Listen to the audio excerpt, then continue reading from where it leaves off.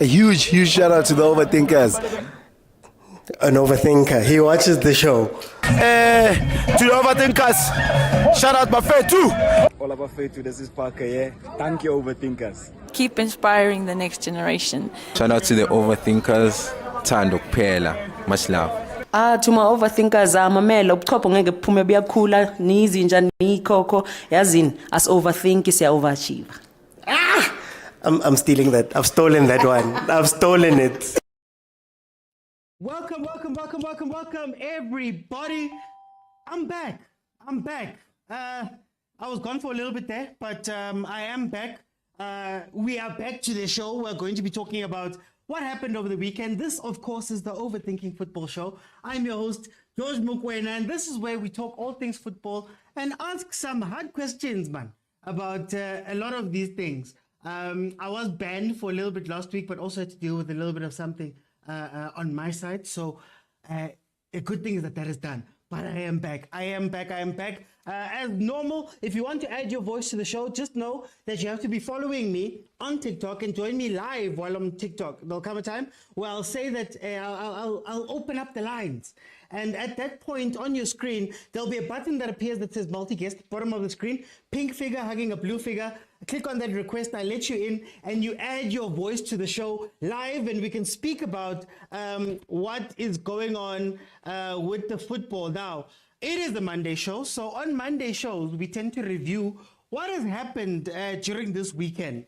I know that Friday, Mamelodi Sundowns played in their first leg of their semi-final versus Esperance or ES Tunis, a game that they were playing away in Tunisia, a game that they lost 1-0. We're going to start there. Secondly, we have Pirates versus Amazulu, a game where everybody was complaining about something, but Pirates managed to come away with the win, another 1-0 win. And yeah, I think that's it.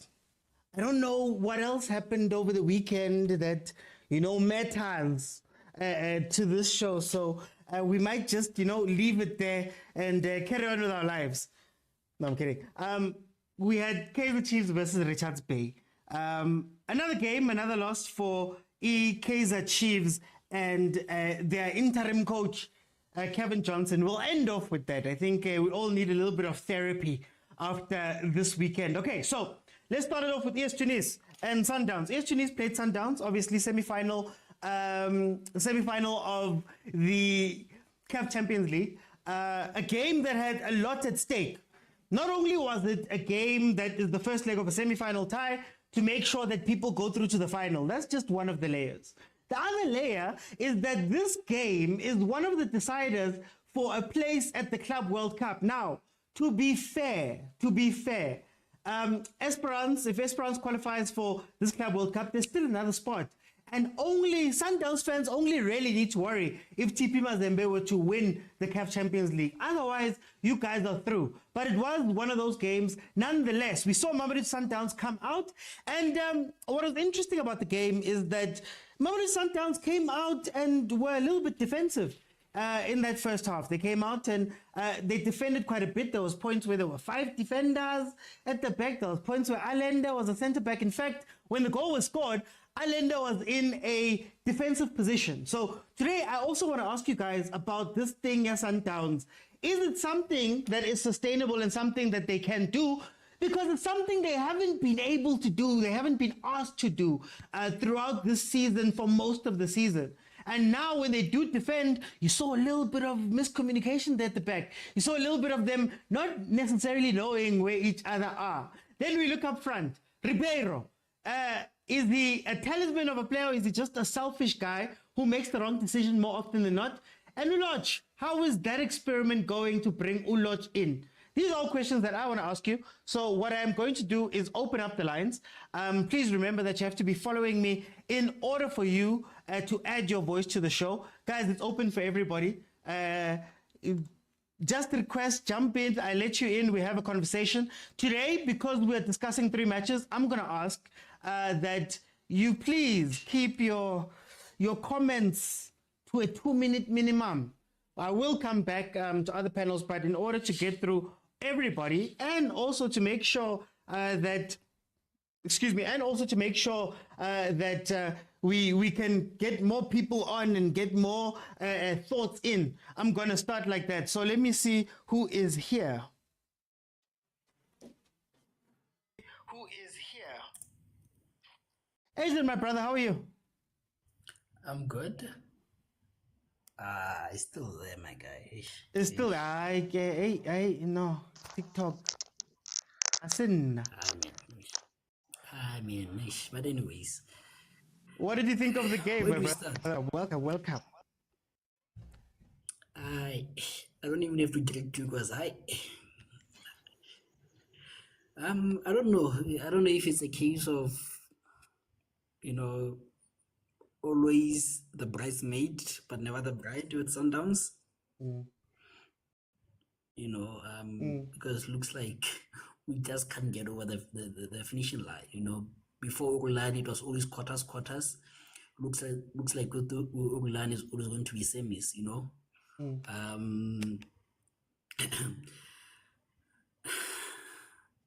it's a deflecting loss, to be honest, because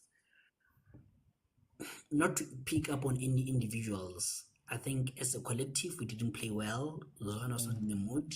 Lodge, Ribeiro, you know, and again with a coach, the Mudiva in the midfield experiment hasn't worked. I don't know why you tried now. Lodge hasn't settled into the match. I don't know why you keep pushing him on our throat. There was a term that I used in the group. I'm not gonna use it. But and before a game, I don't know if Abutukuso is here, asked me, how does experience play? You know, and I said, pretty much like Paris, they'll teach you on a break, they're very quick, and they pump up the balls. They could use route one, and that's exactly what happened. Caught us on the counter, and they scored, you know. So it is a deflecting loss, but what can we do? I just have to encourage Sundowns fans. Let's go to Loftus on Friday. Let's create an atmosphere, and let's see what we can get from there. That's all we can say for now. Okay, I'm gonna come back. Asa Chambe, how are you, my brother? What's in Kosam? Hi, man. Right. Tell me, what did you think of the game that Sundowns played with ES Tunis? Yeah, very tricky game. I think I'd be a bit more comfortable with the results if we were scoring. So I wouldn't have mind with Sicily 1-0 kada if Big Nekarency ukuthi nathi mesibuya ngapha siyakora. But the only problem is our forwards don't have much of a form right now. So that's my only problem. That's my biggest concern right now. If this is a AFCON, but I still believe. So if this is the AFCON that we have to win scrappy, then let it be. Because you can see the players are tired, man. Modiba is mentally checked out. Mentally, he's trying his best, but Ageko mentally, he's checked out. Allende as well, sloppy passes, which is very surprising. He seems like he's regressing a bit. I've seen him make quite a few mistakes that lead to goals or opportunities for the opposition that could potentially lead to goals. I'm concerned, man, but I understand with Bakatsele. So the thing that's going to work for them now is like the instincts that they've been instilled over time. So we're not going to see good football for the rest of the season if they can just now trust in the basic instincts that have instilled in them from philosophy as a mamelodi Sundowns.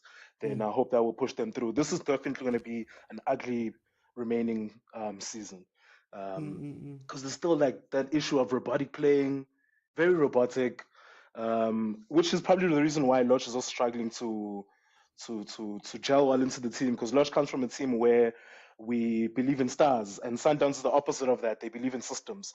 The star doesn't really matter here. So Lodge has to also make that transition, but at the same time, is also being encouraged to drive forward. You know, so I think it's tricky to just let go of all those habits that you've picked up. And also considering where we are in the season, it's a tricky time in the season. So I do want to give Lodge a little bit of bail, because Sans on that game, he did show a few signs of what's okay. This man still has the ability to drive forward. It's just those final decision making, those moments where he lacks a bit of quality in his final decision, especially I'll catch vele. But it is what it is. Ngiyathemba ukuthi indayelo kaBabli Khanyane izosiza Friday ngoba vele siyakhona stadium straight. Okay. At least you know Slaughterhouse. Guys, please tap the screen. Let's try to get to 10,000 likes tonight. Kumo, welcome to the show, my brother. How are you? I'm awesome. How you guys doing? Mnati Kumo. What did you think about the game that you guys played on Friday? I was okay until Wahid showed up. But anyway, the game itself, I thought we were dominant, like in most aspects. Yes, we were a bit sloppy in terms of passing, but also we started to get into it to the game more. I feel like we should have won the game. We could have won the game. I don't know, bro. Like we need to start practicing to shoot. It doesn't matter if you're going up. You know what? Fanda sometimes wins you a goal. We like to pass where we could have made shots and get them on target, and maybe Shalulile become a tappy merchant again.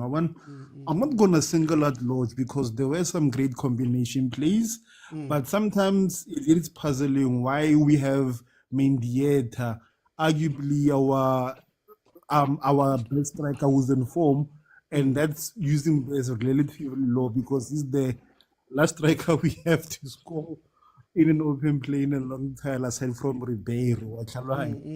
So Marcelo Lena Shem, he's small, man.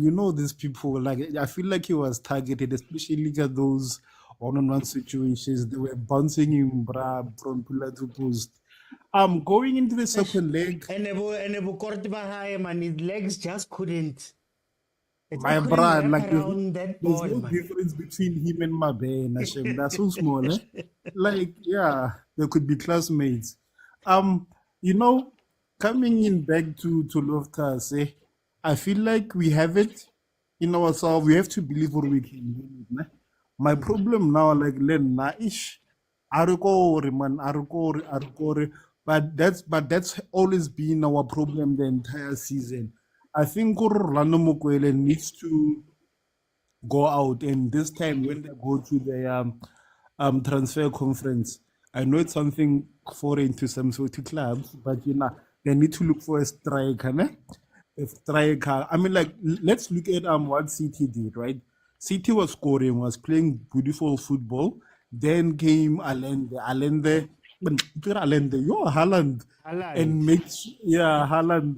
they got the Champions League for them. Then things, man. So, it's a game of the same story, different cast. We should have again.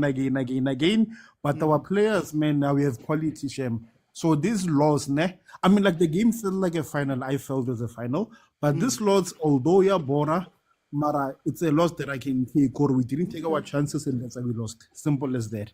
Okay, I'm gonna come back. There's some questions I want to ask.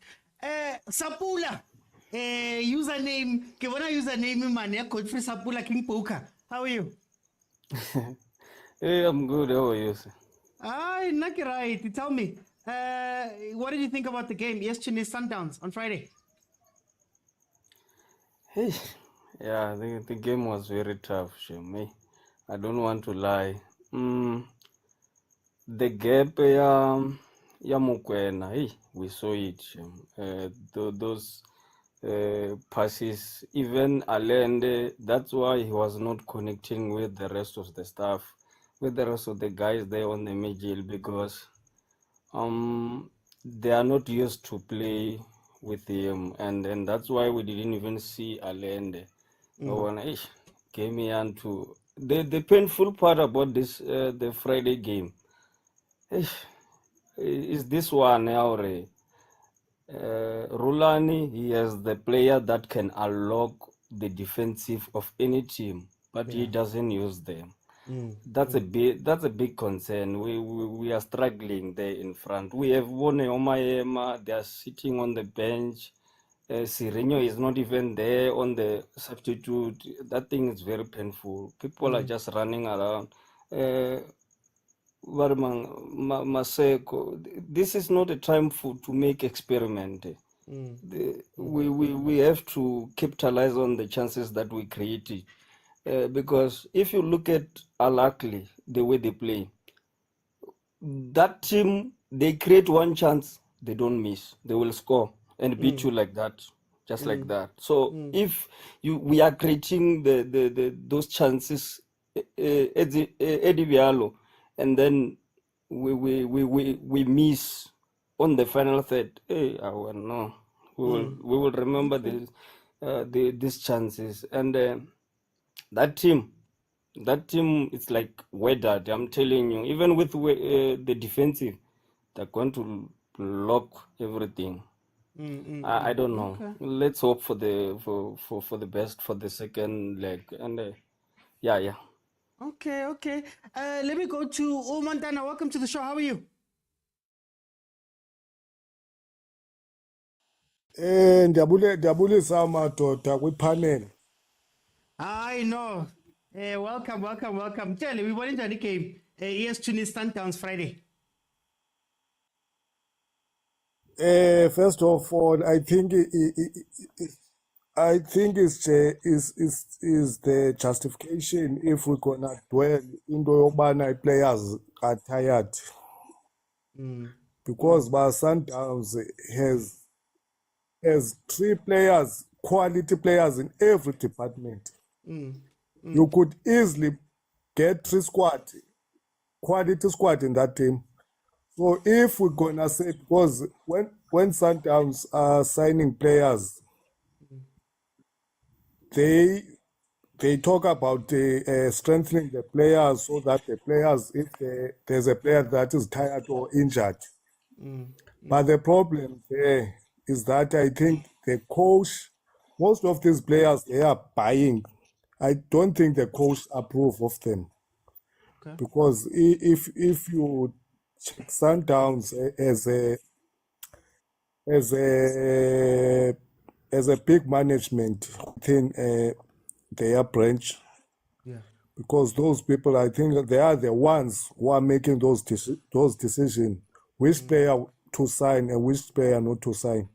I think Lodge is the one that Mokwena brought by himself at Sundowns. Because if you're gonna sit here and say the players are tired, while we have half PSL players in your squad, because the half of the players that are here in PSL are there in Sundowns squad. We can't argue with that.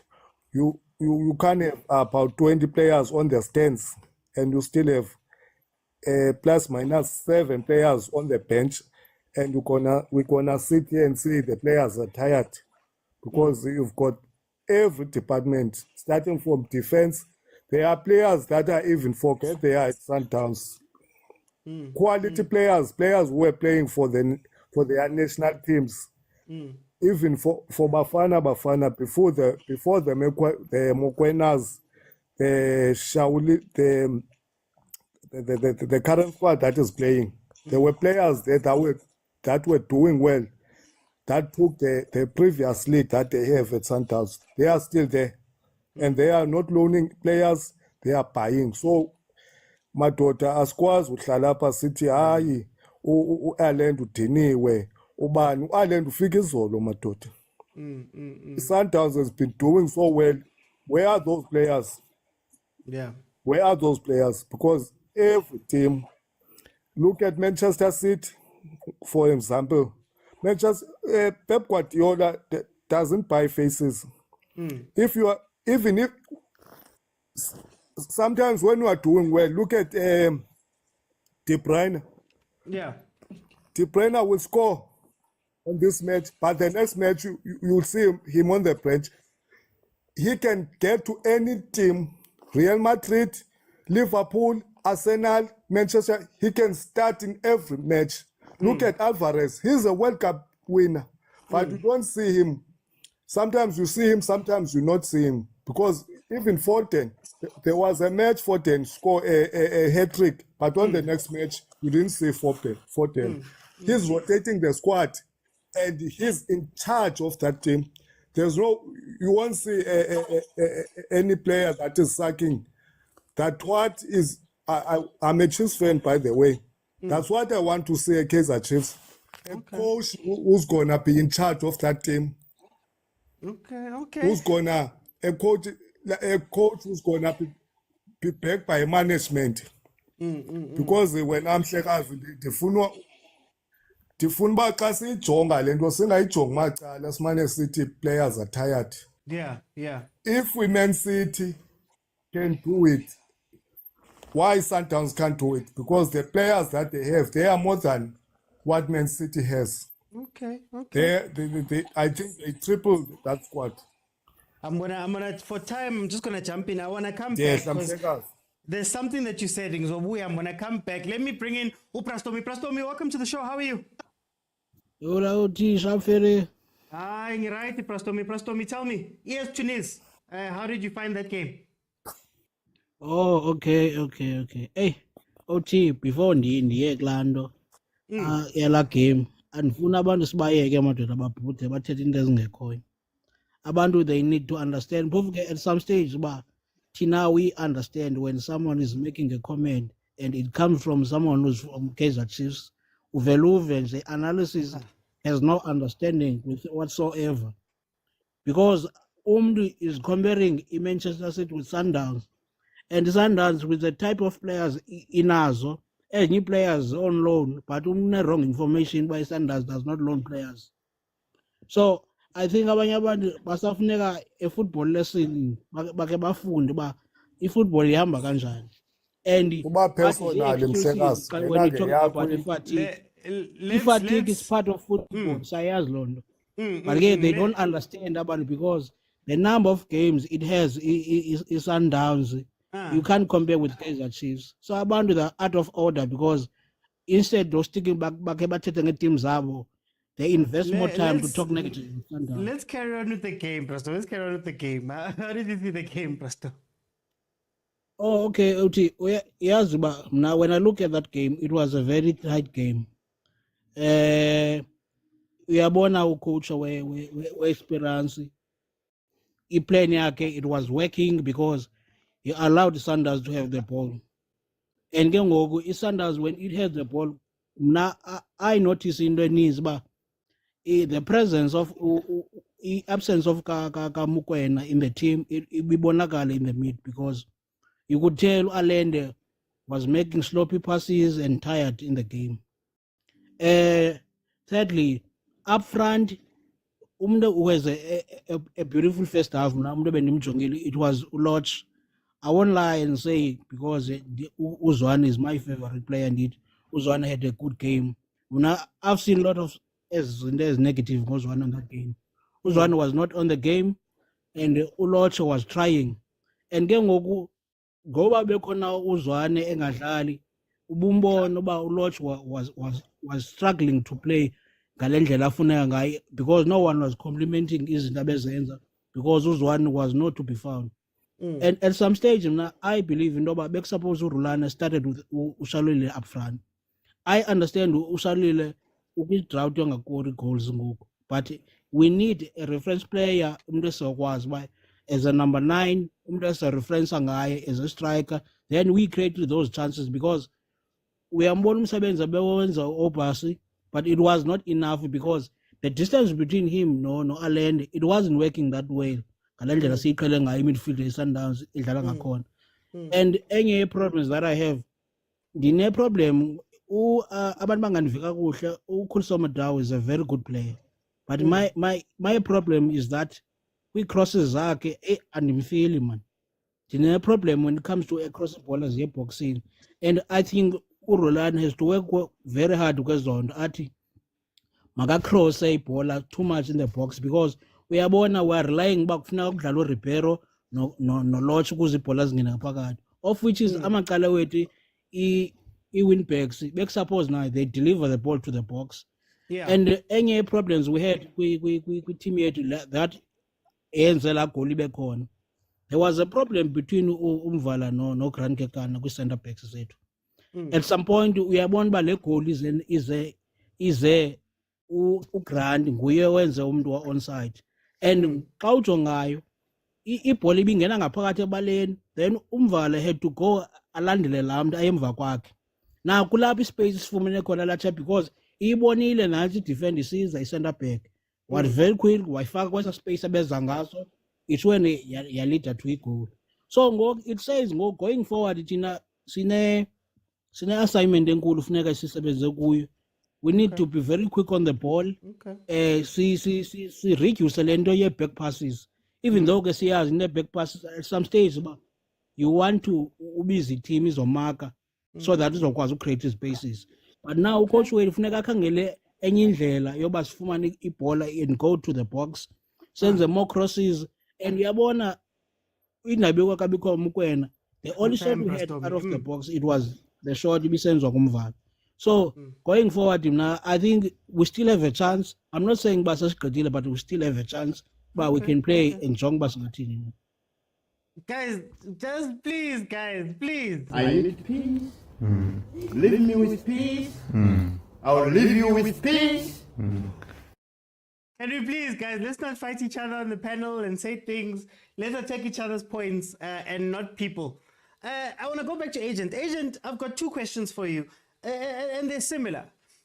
Number one, on the starting lineup, what did you think of Coach Rulani's selections? And is there maybe, are we starting to see some of the favoritism, or maybe him tending to like certain players more than others? Are we seeing that Mokwena is an important part of this team? When he's not there, things don't tick as much.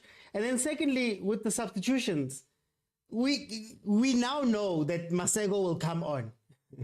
Masego will come on, and I think he kind of broke the system a little bit with some of the subs that he made. What do you think?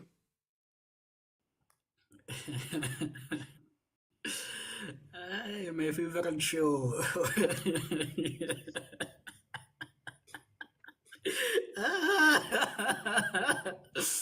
No, man. Yeah, no.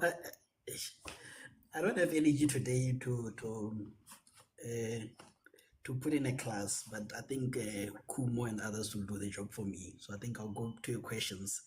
But I have to say, info edutainment, information, educate, entertain, just for education purposes. The way we are structured is such that excuse me, we have technical director, we have scouters, and we have Rulani as the head coach. Rulani has what you call the veto power. Kumo, you'll tell them what veto power is, and others. So when a player comes to Sundowns, it's not a decision that is made by Rulani. Rulani can give a short list, and then all of them can discuss. All of them have to agree for a substitution, for a signing to be made. And if one of them disagrees, the signing doesn't happen. That's Mara, you guys are going to chow your time. No, I just wanted to give, sometimes you have to give free education in Yana, man. Please, man. But to your education, not to education, to your questions, I think Lodge is reminding me of Antonio Sundowns, at Man United. At Man United. Because they are players that the coaches brought them in for such kind of money, you have to play them somehow. There's that extended pressure that you have to play them, because let's be honest, we didn't bring Lodge to win the league. Even by the time we signed him, we won the league already, So we brought Lodge specifically for this kind of games, to win the Champions League. So Rulani, when he was asking for Lodge, probably he said, guys, I need someone like Lodge to win a game, to win CAF, and they give him the budget to go and sign Lodge, So I think that is playing on him. So hence he's playing him. Even though, like I said, from the very first game against Pirates, you could see, man, he's not gelling into the team. And sometimes it's not his mistake. Sometimes I see at the game, he's trying to open up and they're not giving him the ball, because you have to be in, as someone said, robotic system. You have to be in certain positions for you to get the ball. Sometimes he's running with the ball and the whole team is behind, and he has to back. So it's an imbalance that we have with Olosh, you know. But he is the kind of player that I would bring on as an impact sub, you know. When now the system is out of the window, he's like Omaseko, no disrespect to Olosh, but he's the kind of player where we're seeing the system is failed us. Let's go, and like everything, system out of the window, let's go and attack these people. That's the role that I'll give to Olosh, you know. And then Mokwena is our engine. Him and Alendo don't function. Can function without the engine, you know. And again, you will see on Friday, he's gonna play with Sereno. Why are you always bringing Sereno when we need him the most? Why can't you play him at low pressure games? You know, because he's shown time and time again that he can deliver. Umaseko is one-dimensional winger. He can't do anything. Left hand, left hand side. No matter what happens. Sometimes I wonder, they say they do fancy stuff like corrections and what. I wonder what do they correct with Maseko that doesn't improve, you know? Okay. Well, because he's always doing the same thing over and over and over and over again, you know? But agent, how do I put it? We've watched Sundowns and Rulani make incredible coaching decisions and incredible lineups, incredible all those things for most of the season. Now it's crunch time, and we're talking about favoritism, we're talking about lack of corrections. What's happening now? No, I think the problem is we have a simple problem. He reminds me of Pep in 20. What is that when they lost the final to Chelsea? Why are you trying things at the wrong time? You know, when have you played a big three? You know, when we don't normally play a big three. You know, because we have three defenders there. You know, and Umudiba has shown time and time again that he's only good when he plays as an inverted midfielder, not when he plays as midfielder. You know, so why are you trying that? Losh has shown you that he can't click with the Sundowns team. So why are you doing that? You know. So again, also the same as Umodau. Umodau will always get a yellow card because he likes making challenges. Why do you make challenges in the first place? Is because you are always positionally off. You know, sometimes he gives players like in space. Go attack the ball so that they don't have to make a challenge. So that's why sometimes I question the corrections that, okay, what are you guys correcting, you know? So, but again, I'm not questioning Rulani. Rulani has got his tactics right.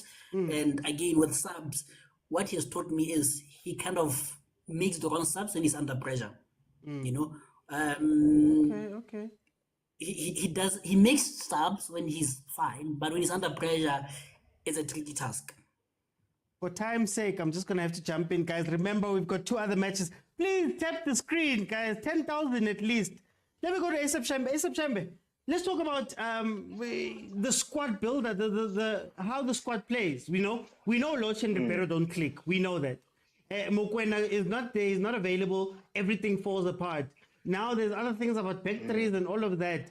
What is happening at this time of the season after Sundowns has been near perfect for a lot of the season? And then you see it also with the subs. Masego always comes on and he does the same things. The impact players that have come on and actually made a difference, we don't see them much. Sereno, Mendieta. What's happening there? Yeah, so, Masego, man, he needs a lot of development, that boy. Angazi fuyo kanda shisa, because I refuse to believe with Agna training, Agna coaching, and that's trying to iron out these issues that we all see. If we're seeing it, they're definitely seeing it. So I don't know what's going on with Masego, but he's not giving us anything going forward. And maybe that AFL run was a fluke, you know, because Mapena coming on has given us the most in the second half of this just stretch that we're currently going through. Mapena has given us the most out of even experienced players, you know. So I think for me that illustrates that when Sundowns players have a bit more freedom, they can unlock these new challenges that we're facing. Because if you really think about it, Mfethu, teams across Africa have been watching Sundowns, this reign that we've had for years now. And it's only recently where we can honestly say, Gutsi teams figured it out. Oh, low block. So this is a new issue that we're facing as Sundowns. This is not an issue that we've been having since no. This is new. And in King, I would see the timing of the issue is a serious inconvenience. So we actually now need to show that we really want to do the things that we say we want to achieve as a club, because this is an opportunity to grow and come up with new solutions for these new problems. This is part of us becoming the best team in Africa and eventually being a serious team across the world. So this is a new problem. Rulani does have a little bit of inexperience in him, if we're being honest, and it's showing up because he's hit his ceiling, but it's not a good see. This is the end. Like, he can push through if things come right, if they do the right things behind the scenes, man. Because I'm only wondering the same question that we're all asking ourselves: why is Cyril not playing? Why is Medienta not playing? Like, what are they seeing that we're not seeing? You know, because I've also heard a conspiracy. There's a conspiracy that's been going around with a couple of pundits. But see, well, we knew we won the league. So we're going to take a foot off the gear because this is a very crucial part of CAF and they're watching. So we can't put all our cards on the table. So it's about decreasing, like, man. Then I see the brakes are falling off. I've also heard that conspiracy, you know? Because this thing just happened out of nowhere. This thing just happened out of nowhere. So what can we really pin it on? Is there maybe the situation that the moment is getting to Rulani, that now it's easy to coach versus Richards Bay, Kolikin, but now when things are on the line and you've got X amount of games, you know, PSL fine is done, the league, but you only have semi-final, the two semi-final games and possibly the two final games. So it's like, is the moment maybe getting to him? Yeah, man. I mean, he is a young coach, too. You know, he is a young coach. So I do think this is part of his natural development as a coach. He's developing in real time because he does have his way of playing, which is through the middle, right? And we've opposition that figured it out, you know. So maybe now his next phase is him learning to utilize even these things that he's against himself in order for the betterment of the team. You know what I'm saying? Maybe this is him learning, okay, I can go wide as I need to go wide when I'm playing against these boys because they all see what I want to go through the middle, and you can't go through the middle in Jalong and low block. So I think this is us developing into the next phase of Sundowns. I really think we're seeing it in real time, and it's just difficult. But this is not it. Like, we're winning Friday for sure. Okay. Hey, finally, someone said it to take chest. I've been hearing people tatazelling here. Let me go to Kumo. Kumo, with some of the things that we're seeing, you know, Sundowns has been perfect for most of the season in terms of squad selection, how they play, their substitutions. Now, there's so many questions being asked. What is happening right now? The problem is that you expect us to be perfect all the time. And the truth is that we've got a huge squad, but there's a reason why we've got a huge squad. I mean, like, we play every 3 games. Not that I expect some certain people to understand because they only play every 6 months. Don't take shots. No shots. But I'm just saying, like, you can't argue with people that won't even compete with topic. No shots. Rena as Sundowns supporters on the panel want to discuss Sundowns matters, ne? And the reason why, because right now you kept on saying, Horem, where's mokwena? I get about them, but we've got a huge squad, Mara. Remember, there are some certain people that you know, or when they are there, you're gonna get a goal. When they are there, they're gonna marshal the midfield. And when you don't play those certain players like Bumbu, you're saying you bought these players just to sit on the bench. Why must explain ourselves to certain people? It's fine. And Masoko is a brilliant player. Remember, Masoko is young, man. Kemo same age range, level Mabena, level like mo and the reason why he was bought goes Sundowns, so and I don't think he fluke. That guy has speed. He's got so much time to be molded into something more like a pesitao. Ne? I think it's gonna even be a better pesitao because he's much more pacier than pesitao. And remember, pesitao, Lezwane, they were loaned out. When they came back, they showed us magic. So I'm not gonna say no, this player is, but I mean, like, he's growing and he was part of the AFCON squad. Ne? Remember, he's coming back from an injury. Most players, when they come back from an injury, they're not the same because the fear what if I get injured again? I might not play football for a long time again. So it happens. So when he's our player and we like him, granted, like yeah. But then, Kum, I think the big question here is not necessarily to judge Masego. I think the question is, at this time of the season, Rulani is bringing in Masego, right? We know, everybody knows what Masego is going to give you. You've also seen in other games where Cirino has come in and made an impact, where you've seen Mendieta come in and make an impact. Is it now the time to be, for lack of a better word, stubborn with some of the things, where it's like, I need to play Lodge every game. I need to make the Masego sub, even though we've all seen other guys work, and maybe it's the wrong time to be doing those things? Also seeing games where Serena is nowhere to be found. When Mendieta was like, what is this guy doing? But we've also seen games where Lodges has been phenomenal. The same goes for Masego. You never know what type of play you're gonna get. And sometimes see, when like we know what Masego brings. I mean, like, you know, he's speedy. As much as you know he's speedy, you as a defender, you are slow. You can try by all means to try and mark him, but you know he's gonna outrun you and maybe does put in a cross for Ribeiro to score in.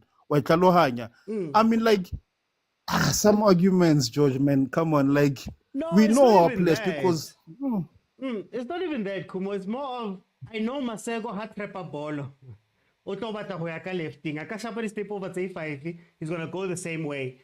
We've known this. And it's not to say that he's a bad player, and maybe he does need to develop a bit more. I'm not putting that on him. I am more asking about Rulani in terms of the experiments that he's running now. Is this the time to run experiments? Okay, no, I feel you, I hear you. Ne? Mara, Sundowns plays a lot of games, right? And people have access to Sundowns games via video analysis. So Rulani doing this experiment, it also freshens up the squad, and then it makes him become less predictable. Yes, I can be a bit contradictory in terms of, like, we know what Masego gives, but I even know that you know a Ferrari is fast, but you as a Polo, you still won't catch up to it because you know the Ferrari is fast. Ne? And the other thing, man, like, we know what you saw Allende, he was heavily marked. Korea once saw those people from their training ground, from their analytic teams, they saw we need to actually mark Allende. Ne? That is why Naleka called it, like, he was marked to the T. So, and low block by a second half. And one of the key points on like a low block, it shouldn't have a Cirino on the pitch when you want them. It's like instant result because of Cirino, Zwane, Lodge are similar players. Hence why I give 7 to Bomorena, Le Maseko, because he wanted speed, man. But you wanted speed, but it's fine. And Mara, had Rulani won the game, you guys were gonna see Rulani was a genius. It was right of him to bring in young Maseko. That game really needed Morena. Sometimes you lose, sometimes you win. It's an experiment. And we forget one thing. It's Rulani's prerogative. His head is on the line. So if you're going to, sharp, you can criticize him. But at the end of the day, he has to sit little, be a motore, wake flopili. I get it? So us as Sundowns supporters, we have to give him a chance and trust the process. Because so far, fine, we've lost. Mara, you saw the game on how we lost. You could have won the game, and he's already brought us glory, more continent. Even though like a plastic cup, but you wanna join it next year, but it's fine. So Arifin Dimane, Hafela, we can Zabalaza like our Nazurena people, and we move on. Hey, Mara, always with the parting shot. Let me go to Sapula. Sapula, Sundowns has been perfect for most of the season. Is this the time la experiment? You know, like for example, you don't have the luxury of 7 games left to go league and you win it already. You have to now look at it and go, okay, do I put on Masego right now? Is Lost the right person to ask? What's happening, Kari, with these last minutes at Sundowns? Yes. Yeah, yes, telling the truth. Sundowns, the rest of the season was perfect. Yeah, to answer your question, no, it's not the right time to make experiment this one. Especially when you have the caliber of the players that we have on the bench. We have a lot of them, and then there's. Can you still hear me? No, I can hear you. I can hear you. Carry on. We can hear you perfectly. Hello, can you still? Okay. When we have a lot of players that are capable, and that's my concern. It's not the right time to experiment this one. This is that time where you play very bad the whole game, and then you create one chance and then you score. Because what matters is scoring and winning. And then I have this problem because when we create chances and then we don't convert them, that's a regret. We are coming here at Loftus. We don't even have that advantage of playing during the day, 3 o'clock. We don't have that one. It's out of the pitch. So that team, obviously, they know us. They know our videos. It's very scary. It's very scary, Shem. It's very scary. What will happen on Friday? Yeah. Okay, It's okay. not the right time. Let me go to Montana. Montana, as somebody who's not a Sundowns fan, we've watched the Sundowns and they've done a lot of good things throughout the season. But it almost feels like Maseba Figa at this stage of the Champions League specifically, I don't know, ngathi ama decision making wabo, something goes wrong. What do you have to say about that?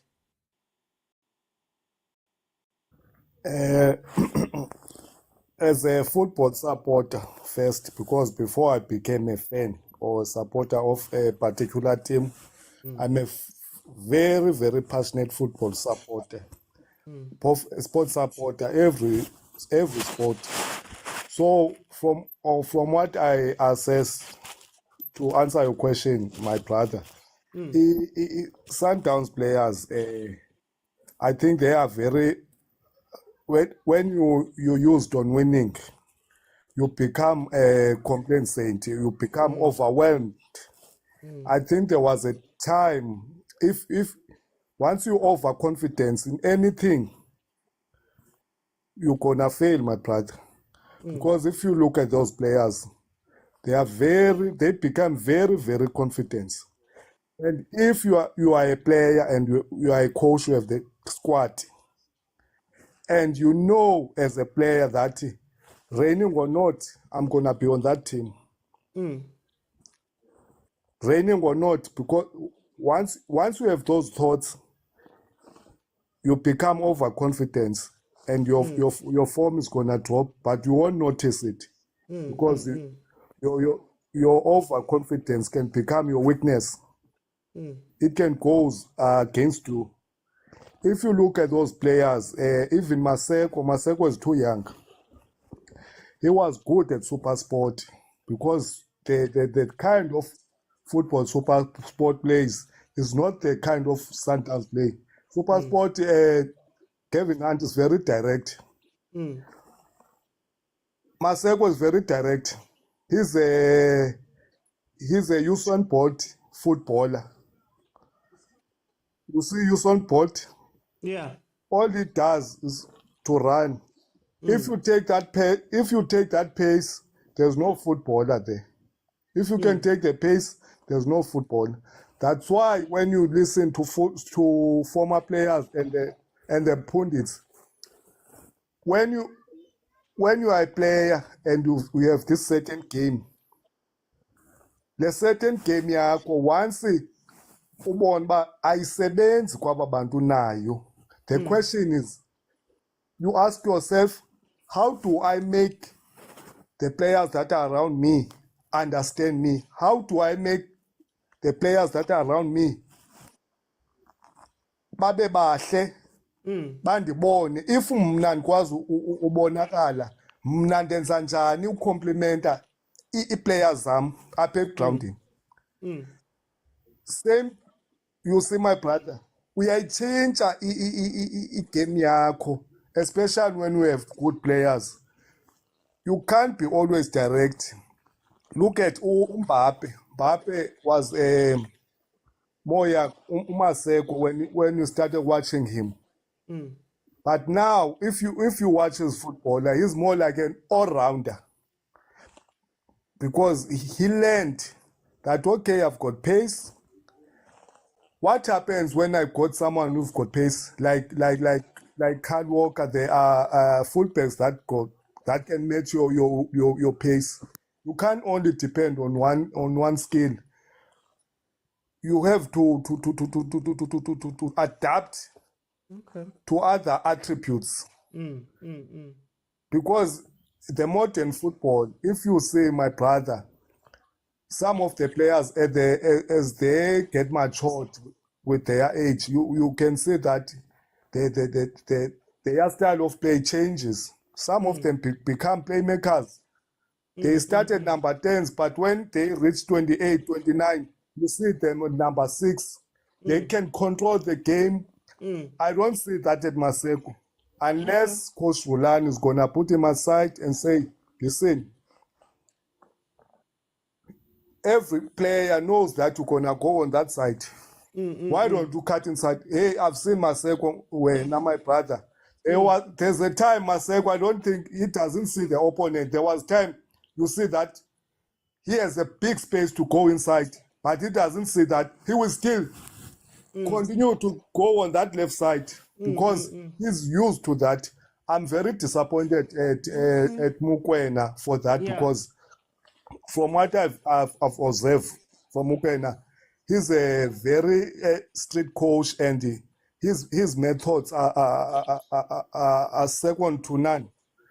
But if you look in these recent matches where Sundowns play, you can see the coach has no other option. There's no plan B. If you look at Shaulile has dropped his form. You can look at their defense. Every match, they are conceding goals.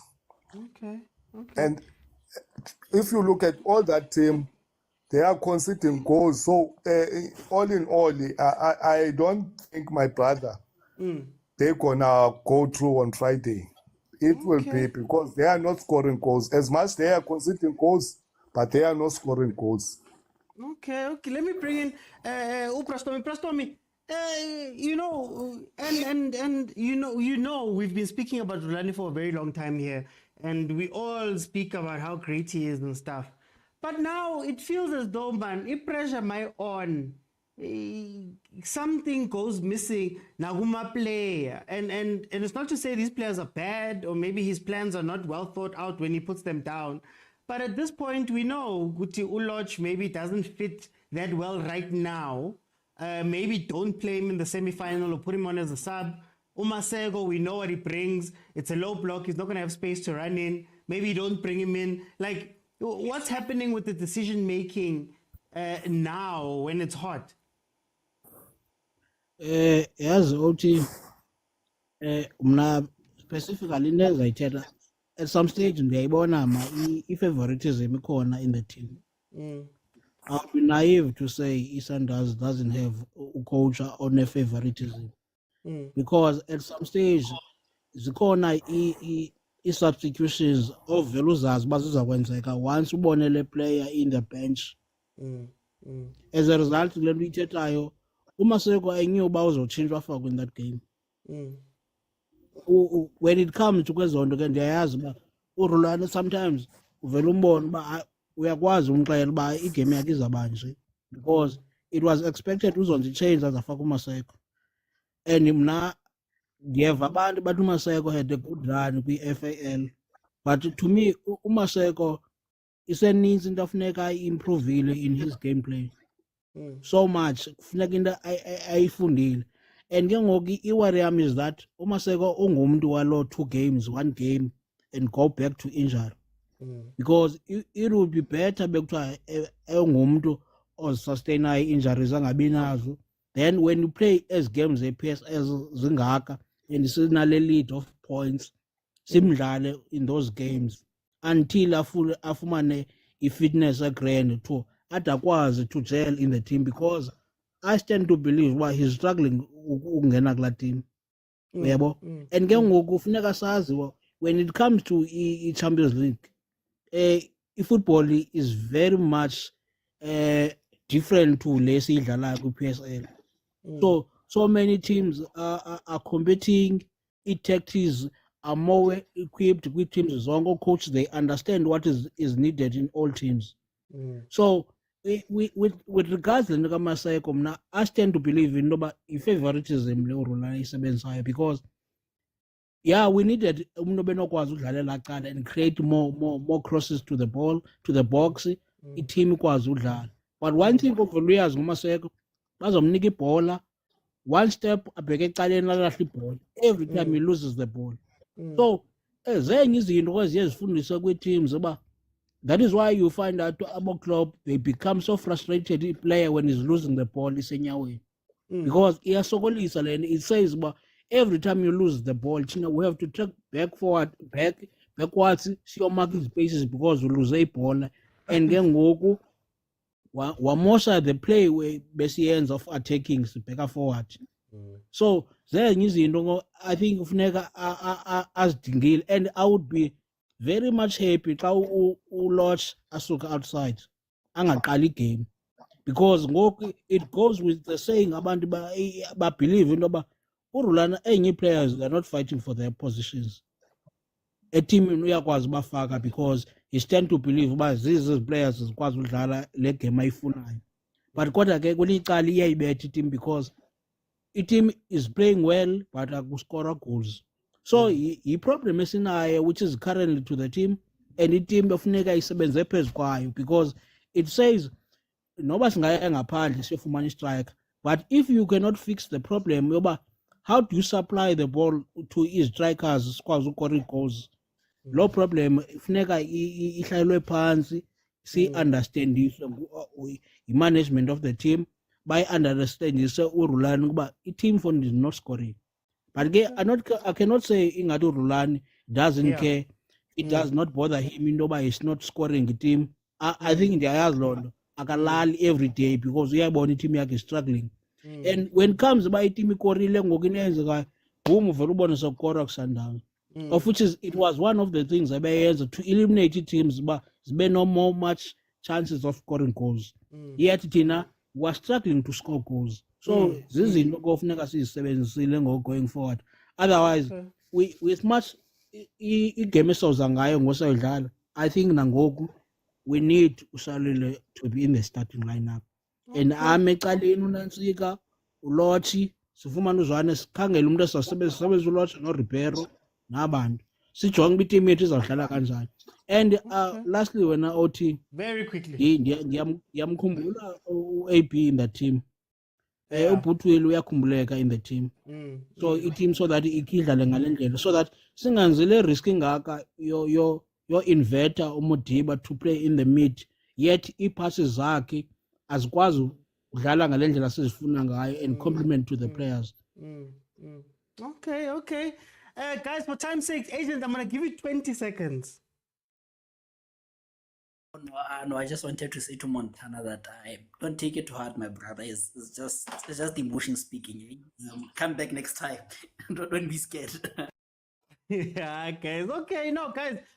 So look, all I will say from my side is that I think Sundowns is too good to be not losing. It's champagne problems, as I always say. It's not like the end of the world. It's a 1-0 lead. It can be overturned. But Sundowns is way too good of a team to be resorting to things that lesser teams do. Rulani has been incredible in terms of his way of finding his squad, having that squad, and being fair. And I think he's lost some of that where now there is a hint of favoritism, there is a hint of preferring certain other players, even when others have done well. There is a hint of, I've always given Rulani credit for seeing a mistake and fixing it. But now he carries on doing those things at a time when it's important. I think this is the time where it's important. Having incredible changes versus, versus, I don't know, Richards Bay in the league at some point is great. But this is where it means more. And it's kind of worrying to me to see him making those type of changes and experimenting and doing all that stuff. I get it, he wants to tinker. But I think right now you shouldn't be fighting. And it's a question that I asked you guys months ago, where I'd asked that while he's tinkering and mixing players and all of that, will he be able to go back to that team? Remember I asked, will he be able to go back to a solid team? Or are we going to find, because we've been doing this the whole season, now Lodge is not fitting, but I have to play him. Zwane doesn't fit with this one. Ribeiro and Lodge have no understanding between each other. What is the A team? Because right now, you're meant to click into the A team and go, guys, we can't take any risks. But I think he's lost the A team, the A system, and all of that along the way. Nababo AP, Skulmangabo AP, Skulmanga, all of these people. And it's not to say these guys are bad players, but this is not the time to be adapting. A semi-final of the Champions League, for me, is not the time to be adapting. That's my thing. And if there's a player who still needs some adapting work to be done, surely there's other players on the bench who could come in, who had adapted, who were playing. We're going to talk about Pirates now, and we're going to talk about Usaleng, for example, right? So I think there's a lot, but like I said, Champagne Problems is just a 1-goal lead. It's going to be at Loftus Slaughterhouse. So for all intents and purposes, I don't think Sundowns should be scared about what's going to happen on Friday. It's just 1 goal. The same thing happened with Wheated in the AFL. So hopefully they've done their corrections and they come in and they give us something different for this game. Guys, tap the screen. We're going to go into the next one. I'm going to not spend too much time setting the table. I'm just going to open up. Remember, guys, for those in the panel, I'm giving you a chance now. We are speaking about Pirates. Chiefs, the therapy session for Chiefs will be at the end. We are speaking about Orlando Pirates versus Amazulu right now. So if you don't want to speak about Orlando Pirates, please don't request. I'm giving you a second to just make up your mind whether you want to go in there. While we make up our minds, guys, please follow. Subscribe there on YouTube. Tap. Let's try to get to 15,000 likes for tonight. So let me open up so that we can get straight into it. Remember, guys, let's try to keep our answers short so that we can get a lot of time. We've got 3 matches to cover tonight, so that's a little bit of a stumbling block there. Malome Kutso, welcome to the show. How are you? Man, Kemnati, Malome Kutso, always. Tell me, Pirates Amazulu, 1-0 win. What did you see from your guys' game? Look, firstly, having listened to the other panel, I can definitely who not to win. You see, when you win, you don't fight. Hey, it was blow by blow. The other panel, it was hot. It was like that Hollywood bet game. Royal AM. Blow for blow. Ichukulugile. Watch the commentator. Babetama Kutuma.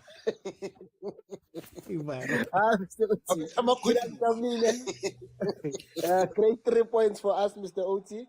Bazo Kalabakale. I wonder, did Amazon have a goal disallowed? I don't believe so. Manje, why must we celebrate Angati Sweeney World Cup? It's very distasteful from the Amazon coach, Mr. Uti.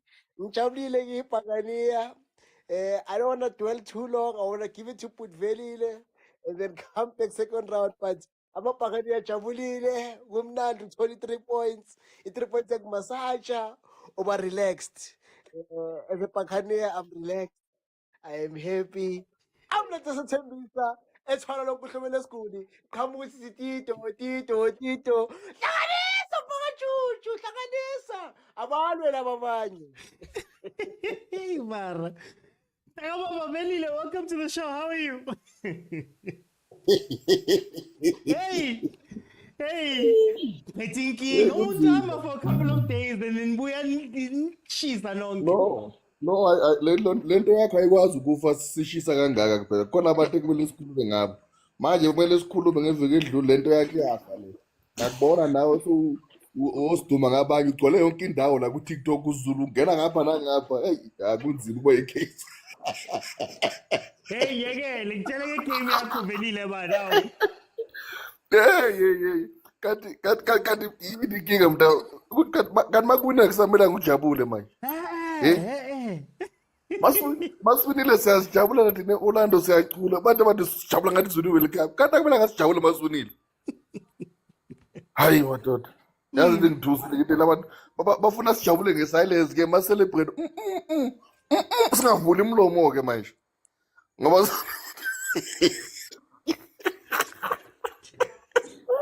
Jabule ninki. Ngijabulile. Velile ngitshela ngegame man Mara nawe ukuya le ecala. No bana ukithi bengisabuza nje phela awukudala sagcinana phela bafowethu hawu last week phela labantu sabashaya ngo4 wanyamalala iviki lonke wena ngoba ngiyezwa ukuthi ngapha bomakhelwane nature kucula bosedi la kamliwe they cannot wait for season to end ayompulele hlitsela khitsamaye sedi laka hey kubi man okay. hey abanye sabakhuza ukuthi akunga-experimentwa ngabe i-AFL bajabula siwini bayakhala baye ngamagiba amaningi asazi zenze njani manje yazi emzansi Nathanda ukuyale ngegame yakho Velile usuyidlile nesizodlela isikhathi sakho. No, igame yona beyimnandi but even though ibe nama-ups and downs and there's some challenges that we're going to talk about in terms of mistakes, but mistakes they were there and we could see ukuthi if we can fix there and there maybe vele singaze siyibuyele kuposition yethu futhi ngayazi muziposition yethu angithi deputy PSL champion. Yeah, so sibuyele kuposition yethu ngoba siyabona iStellenbosch silwa nathi kanzima but also nakhona i-addressing coming to the issue ka-referee hayi yena akayibonanga le attack likaMubhara ukuthi ithinte ibhola but at the same time I think by taking the decision ukuthi it's a foul then he needed to take the correct decision and give the player a red card because it was denying an obvious goal scoring opportunity. The decision was wrong but now if you took a decision based on it's a foul then you are supposed to do the right thing which was the red card to the last man, the last person with your defense yamazulu which nokuwe uMobhaka vele akusiyo ukuthi ukhuluma ifoul language wena mina just thought you could know the right thing because you cannot call it as a foul and not give him a red card. There was no way. So nje but ufambule lapha iyo nje lento esifakela amanzi endlini sithukele ukuthi siya celebrate hey inkosi yami but no sizobuya futhi isikhuluma bangena abafowethu Okay. Chicho, welcome to the show. How are you? Yebo unjani? Mina ngi-right Chicho. Ngisajima ngizongena ngisami isikhathi teza. Tell me Chicho, 1-0 Pirates amaZulu uyibona njani igame? Hayi Pirates idlale kahle Pirates.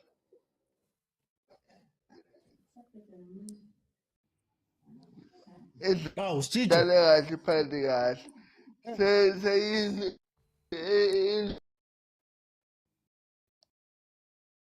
Chicho ngathi yakhatha Chicho le network yakho. No, his network is bad. Yeah, Look at the bars. The network looks to be bad. Chicho, I'm gonna take you off. Come back on so that we can see if maybe that will fix it, Nyan. Let me go to Ukataza. Kataza, welcome to the show. How are you? Yeah, I'm Good, my brother. How are you? Ah, man, mina extra some CS, man, it's fine. Tell me, what did you think of this game, Pirates versus Amazulu? Yeah, man, just to touch on a couple of things. You know, when you watch the league, you can comment on any team, you know? So we will comment on Pirates because these days they have many comments. Some are good, some are bad. But one thing, I must say hard luck to Amazulu, you know? That tackle, that one reminds me of... the recent controversy in the Champions League with the Sundowns and Yanga, you know, did Umobara actually touch the ball? It's a high speed, you know, angle. You know, it's really tough. You know, it definitely goes about Utswena Utanda team, you know, because if you ask a Pirates fan who's okay, more Kafigang, you ask a Mazulu fan who's more para got to the ball, but as neutrals, I wish Nami I was as certain as I would like to comment on the issue. But Nami, hey, I'm literally for 50-50, so I won't crucify the ref on that one. I think any sober thinking football fan, I think any one of us had to be on that pitch on that day refereeing that game, you know, with the lack of VAR and otherwise. Because even in the Champions League, with the VAR, there are still decisions. You know, we just came from another controversial one. So even a VAR is not 100%. Now, obviously, if with the lack of VAR, it is difficult, my brother, because I feel like if there was VAR in that game, it was going to take a long time for them to come with a decision as well. Because I watched the replays, I watched. I was like, hey, it was crazy. You know, but moving on, Pirates, you know, they have a nicely assembled squad. They've shown this season, some guys have put their hands up. You know, Osaleng, to Evergreen, you know, he does have those games where he doesn't come through. But I think with Derby, it's one of those games where he put his hand up with the lovely praise. Sabumfana Labo King coming through well. Okay, so Mabasa, they're coming through well. So Pirates is pretty much good. Just a friendly reminder to my to the Buccaneers there that they can talk. It's nice playing Amazulu and Richards Bay every week, you know, doing well. They will travel. We all know Guti Pirates, they were in the Champions League this season, right? At the beginning, as Uvelile, my brother said, Guti, they are deputy PSL champions. So as the deputies, Omar Court, they did come. They went to the first stage of the Champions League. They got kicked out by Township Rollers. Nsakumbula, guys. Township Rollers. He's joining Calix, man. But the Botswana team is joining Calix. Sorry about that. First stage, my brother. I think even Amazulu was going to do well there, but our brothers here, so they must enjoy. Uvelile is talking about the number of games. EFL is will be called next season as well. So if the Pirates can do well as well, I don't know who's going to expand the number of teams because obviously we had a pilot project, I guess, this season with 8 teams. So I would really like the Pirates to start concentrating more on the continental football because the PSL, guys, EPSL, we need to stake our claim in African football. But it can't be just a Sundowns thing. It's disappointing to see the Pirates doing so well and then also Kishwa is joining. I think there's former Pirates players who joining Galaxy, if I'm not wrong. I don't know whether I saw Rachale there or something. He's at Township Rollers, you see, guys, even guys that we haven't seen in the PSL for 6 seasons, 7 seasons, they come back and they destroy the deputy league. It's not a good picture. I would like to. I'm excited for next season because I think we're gonna have Stellies there. But as a parting shot, I need the Pirates to actually stand up now. This thing of them cooking. Utati Nedbank one time, Utati MTN one time. Come on, guys. There are some teams there who's working on a team as Mauritania or play against Botswana. I don't even know who Botswana is ranked, how far in the FIFA rankings. We can't have a team that potentially could be the South African champions crashing out, guys, in the first round. So I think my Paris brothers, so Paris brothers, good luck. next season abaphakamisa ama-secret socks uvelile uzobona ukuthi playing 7 competitions 8 competitions what it does. That's where we'll see ukuthi the proof is in the pudding. Okay. Let me bring in Super. Super is Fuba. How are you? OT, I'm good, Chief. How are you? I'm okay. Tell me, Pirates Amazulu, what did you think of the game? The game was close. It was very tight, but it was to be expected if you're gonna play a team back to back. And also with the noise that the head coach was making, it was obviously giving the players inspiration to push out and try to get revenge. Overall, I'm satisfied with the Pirates' performance. Very stable. What I am concerned about is actually the core age of the Pirates. When you look at the players like Makaula, who are coming into their own in terms of form, but when you look at his age, you know, one injury and he's gone, and he's now starting. It's one player who's now starting to become a key player, but his age is a worry. The core age of the Pirates midfield it's a worry. Miguel team is also, he's not a spring chicken anymore. One injury or one bad season, that could be the end of it, you know. Like we saw with Ben Mutware. Ben Mutware just faded out and he was nowhere to be seen almost overnight, when he was a stalwart for about 2 or 3 seasons. So I'm just worried about the core of the team. Abopule kanje, players like that, which are the kind of players that their experience is invaluable when you're looking to play on the continent, but at the same time, we are very vulnerable in that department. Players like Abondlondo, they're not stepping up. They're not stepping up. It's one player who I believe should be getting more game time, but also he must fight for it.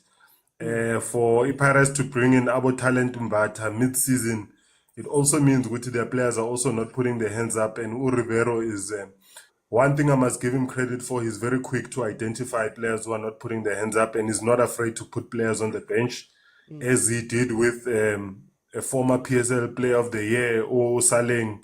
He basically started 3 games in the beginning of the season, and then he was put on the bench until he showed which he is hungry to play. Yeah. So I'm happy with the team. I'm happy with the trajectory of the team. Just concerned about the age when it comes to the refereeing decision. Yeah, look, PSL refereeing, to be honest, it's not keeping up with the development of the actual PSL play. It's costing a lot of teams, not just the big guns. Honestly, if the refereeing was up to standard, Pirates should be sitting comfortably in second place. And we wouldn't be worrying about the decision against the Amazulu. Pirates has had a lot of decisions go against them. It's just that the Pirates is a very disciplined team when it comes to the media. The coaches and the staff, they don't complain about referees and stuff like that, obviously.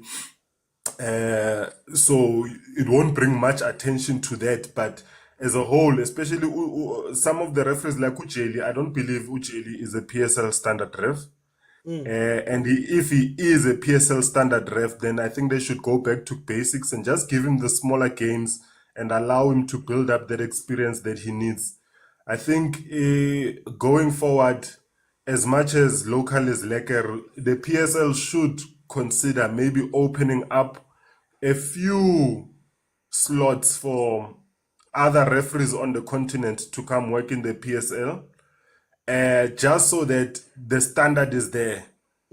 As I said, these teams are investing millions and millions of rands into their clubs, and for a Jelly Chabane to come and just cost the team a top 8 place, it's unacceptable. It's really unacceptable when you look at all of the investment that is happening in terms of the league, the prize money which is being put in, the money that is being put in to allow these teams to have grants and all of those things. So yeah, that's my take on it. Let me bring in Lebza. Lebza, welcome to the show. How are you? I'm good, my brother. Why not? Now, Nakim Nati Lebza. Lebza, tell me, what did you think of the game, Pirates and Amazul? First, let me start by apologizing. What there's going to be a bit of an echo. I'm busy bathing here. So yeah. I wanted to say. I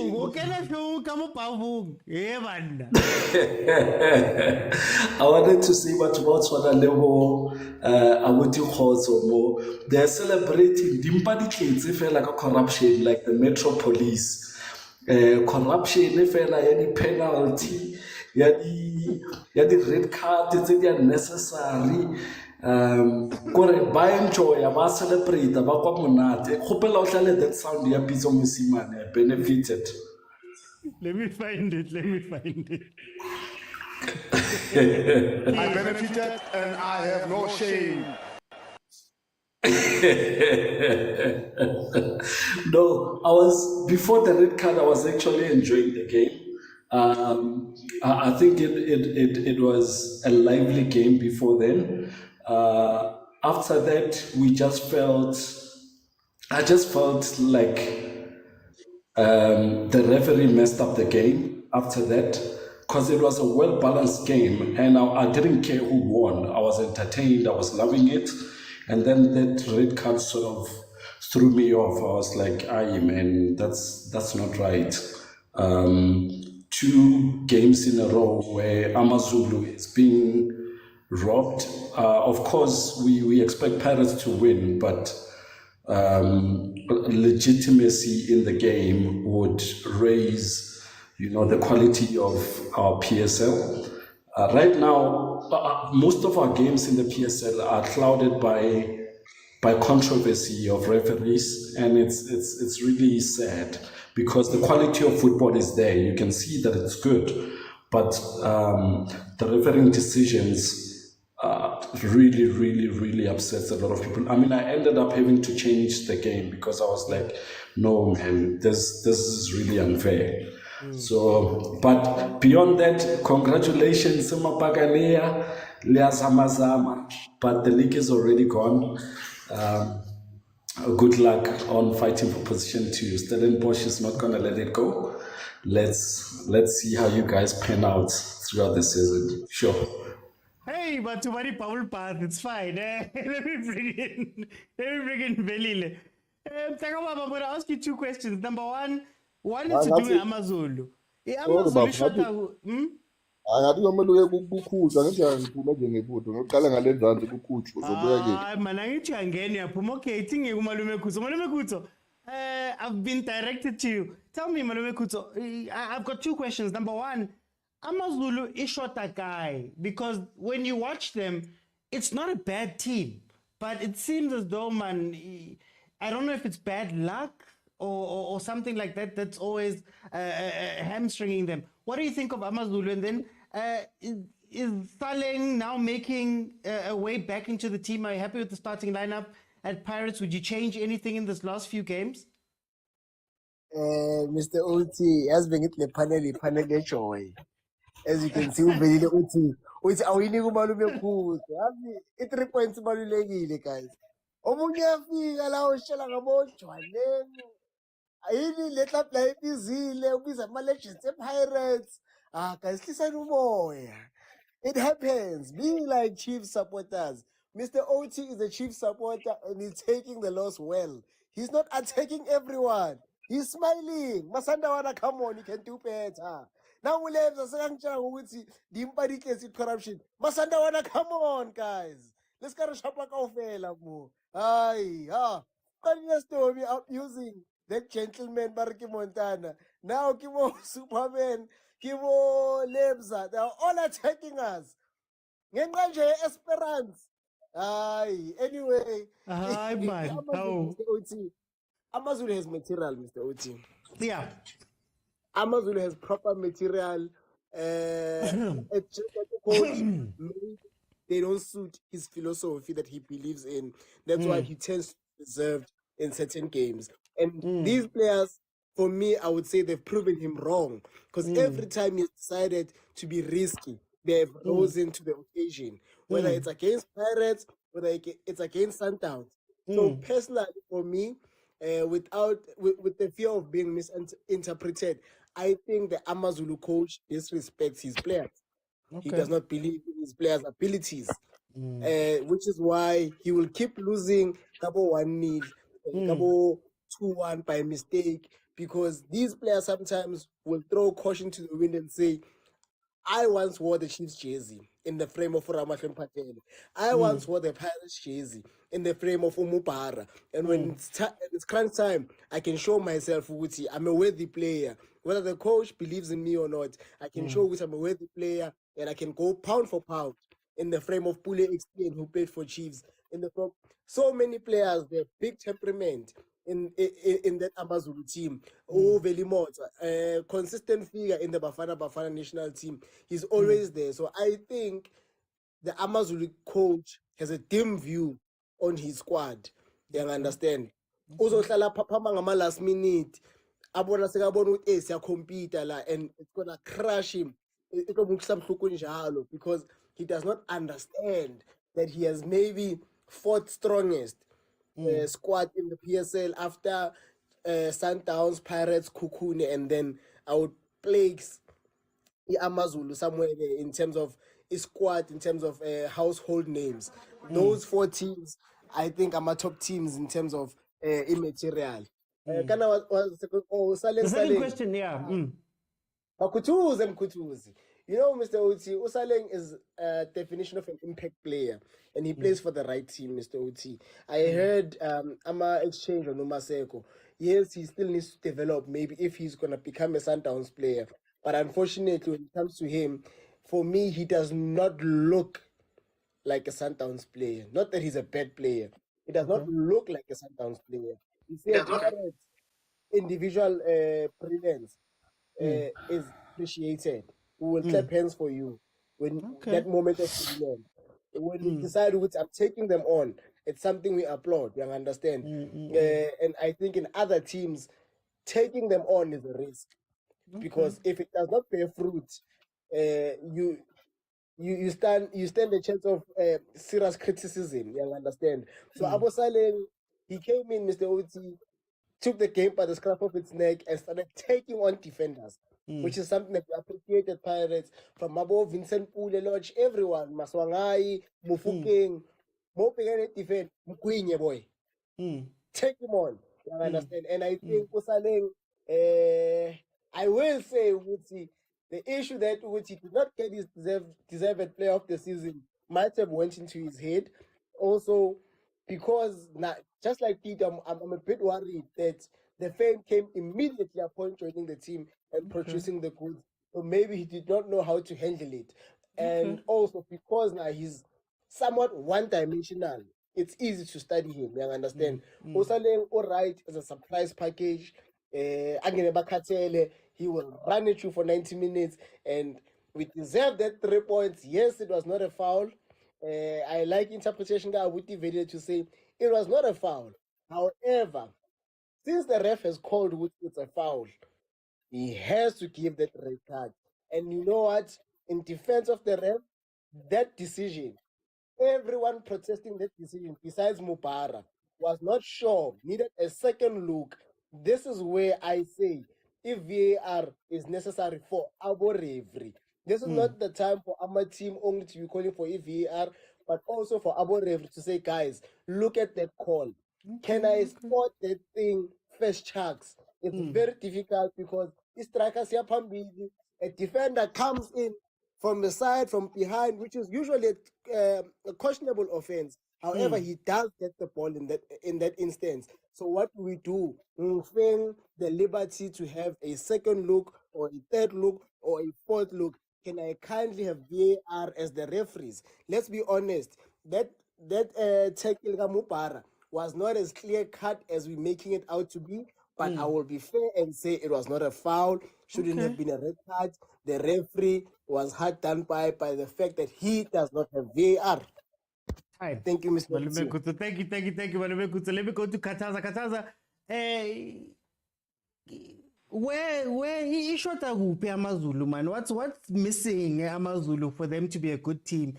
Because when you watch them play at times, you can see that there's something happening there, but they just can't get there, number one. And then number two, in the last few games, how would you set Pirates up? Is it time for Saleng to come in and they play crazy for the last few games, or must they carry on the way they've been going? Kadi 1-0, all of these things. All right, thanks, my brother. Hey, no, I'm a panelist to I have a lot of excitement, but I'm from Durban, you know, so I'll try and analyze my team, because if I wasn't supporting the team that I'm supporting at the moment, Amazulu will be a default team, you know. Yeah, so Amazulu, what we can say is that when the new owners, the Zungus, came through to own Amazulu, we actually had high hopes. He was speaking the right language. He apparently wanted to win the Champions League by 2030 or 2032. Yeah, my brother. So at the time, I think they would be celebrating their centenary or something. So obviously, there's a buzz around Amazulu. There's a man there, if you remember. There's a man there called Penny Makat, who did the unthinkable. He took Amazulu to the finished seconds first of all. I don't know where are the what we be saying lo munye uba uvele uthi ama deputy deputy league. I don't know where were they that season, but we saw Amazulu finishing second on top of other teams. You know, sometimes just as a quick point, when they talk about Imali Sundowns, okay, how is it that Amazulu can finish second, Stellenbosch can finish second, Wits can win the league? Since the Chiefs can win the league, Wits has won the league, Supersport has won the league numerous times with much considerably less resources. So sometimes it's not just only on the money, but we move on. So Amazulu, that Zungu guy, I thought he was going well. He had a Penny Makat. If you think about Penny Makat, how do you fire Penny Makat? And then when Penny Makat leaves, he goes straight into the dressing room of Manchester United, one of the biggest teams in club, and he takes Amazulu to the Champions League knockout stages. Something that had never been done, my brother. A team, I also think now in a million years would not have thought Amazulu would make it there. So obviously there's hope there. But Amazulu had a small squad, you're right, obviously, to play these teams and travel. We saw what this traveling did to, what was it, Maromo Gallants. So now having these people that just have money without no understanding of the team had actually taken the momentum Amazulu had and back to Uskwe one.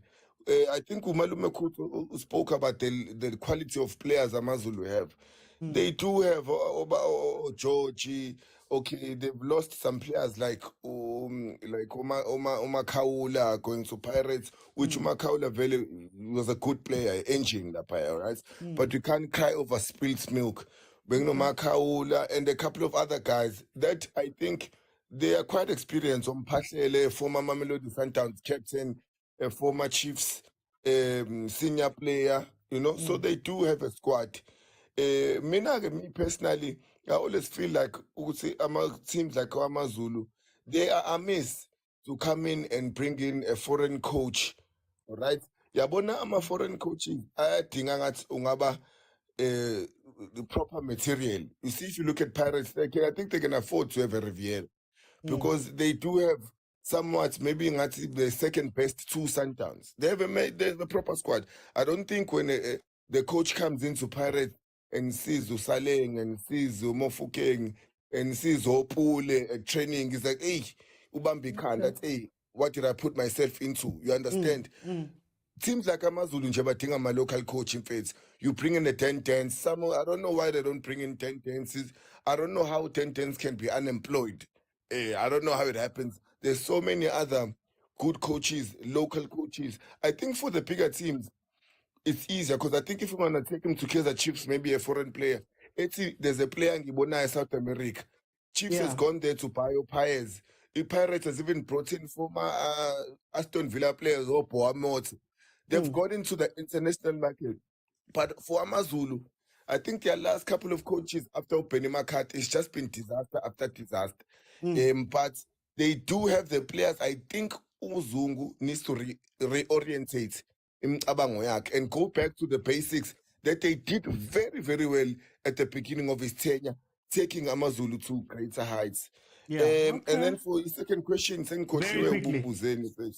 Very quickly for time's sake. Pirates, how should they go forward now? Should they go rock and roll, man? Nobo Saleng, finish the season on a high, or should they continue doing what they've been doing? No, my brother, I think Pirates is doing very well. Would be amiss as maybe the opposition fans to come in and tell Pirates a lot of things that they need to do. The Pirates is in a good space. Sometimes let's allow the coach to do the good work that he's been doing. I think Pirates fans are happy. If you are also part of the opposition, although you do not support Pirates, but we are lovers of good football. Or labafana Mofokeng, Mosaleng, exciting football that they are playing. I think maybe come end of the season, they do make a couple of additions there. As I said, I mean, I look at the long, the long picture. Next season, I want them to perform better in Africa because their squad that they currently have, I think it's enough to even give Sundowns a run for their money. In its current status, you understand? But as we know, if they want to play with Ahly Esperance on a weekly basis, plus not sacrificing their league standing, they needed maybe to beef up there and there. But I think there's not too much we can advise Pirates on. I think coach has stabilized. I think this season they have a trophy. They're in line to win another trophy. They are second on the log or third. Like, what else can you say Pirates must do instead of they must keep doing what they're doing, keep supporting the coach, and make a couple of additions, and then let's go to the Champions League next season. But I'll give them a scorecard of 8 out of 10 for the season so far, because obviously we know Sundowns will always win the league. But the Pirates has not stood on their laurels. They've come in for the rest of the cups. So I think they're doing very well. We must applaud good things where we see them. Okay. Super. Ishota ngani AmaZulu? Ishota kuphi? Because like I said, they play well at times. They do. It's not a random team. Badala bona. Bashota kuphi? Because it feels as though maybe they are unlucky. And then number 2, Pirates. Should they carry on doing what they've been doing up to this point? Should they turn up the volume? Bosaleng starting. How would you finish off the season? On your first question, I think AmaZulu, what they lack is pedigree, but not on the field. They lack pedigree in terms of management. Okay. Ukataza, even though some of his analysis ikatele, but I tend to agree with him, Guti, when you've got an owner who's got a lot of money and doesn't know what to do with it, you end up fumbling a very good thing. They were on the right trajectory with Upeni McCarthy. Fine, if the situation was not salvageable with Upeni, they should have gone for another proper big name coach. I don't agree that a dance is a solution to AmaZulu. They would be regressing from what they had built. There's nothing wrong with getting an international coach, and guys, we must remember, Guti, PSL clubs, it's not to say it's a miracle, but it's a miracle when you get an overseas coach who comes in and makes a difference, because these cup winning coaches are outside of our budget, and that even includes Sundowns. So if you can scout for a coach like a Rivero, like a Ruth Kroll, who can come in and not do any transfers and just work with what he has and win a double treble, then you're on the money. So the issue with AmaZulu, it's not the players themselves. Yes, they need a squad to be bolstered. Yes, they need to attract young talent, and KZN has a lot of talent. So I don't think sourcing talent is the issue, but keeping the talent would be the issue for them. So they need to have, since they do have money, they should be willing to invest it in keeping their players and also investing in experienced players as they have done. And also getting a coach and staying behind the coach, even if it means in his first season he finishes 7th. But if you can see the potential of that coach, give him a second season, give him a third season, and then you'll see miracles. It's not every coach that can come in and make an immediate difference. I think that's where the advantage of having a local quality coach comes. But now we must remember, a coach like Benny, this is a Champions League winning coach. So as much as he's South African by name, but his entire football background is European. He went to Ajax at age 17. So it's just as good as getting a coach from Europe. So I don't think Benny was an exception. We don't have a lot of those. Basically, it's Benny, Pitso. I don't think Rulani, we can count him there because we haven't seen him at a smaller club. So I think it's Benny and Pitso that we have right now, honestly, that are the kind of coaches that can come into any PSL club and take it into the Champions League. When it comes to Pirates, Pirates, I mentioned earlier that my concern is that the players that are making the club tick, especially in the middle of the park, they are getting close to their sell-by date. So investment in a few players, I've seen that they've gone for this former Bentley youth player. Those kind of investments make sense. Going for international players, it's risky. Going for international African players, it's risky because here is Umaru and he's not scoring any goals after he was very dominant in a CAF competition. So I don't think I think Pirates, not to copy Sundowns, but they should also consider going to South America for one or two players. Of which they have done before. I mean, there was the player that I forgot his name. He played like 2 games for Pirates and then he went to AC Milan. That was in the 90s. I forget the guy's name. So Pirates has been to South America before. I think they should open up that market again, even though they prefer to go to West Africa for players. But I think they should consider getting 1 or 2 players from South America just to have a big enough pool of quality players. I'm not worried about the quality of Pirates. I'm just worried that they'll find themselves in the same situation as the Sundowns, where when they lose one player, all of a sudden their season is collapsing right at the crescendo. For time, I'm just that's going to what jump I in there. believe. Thank you.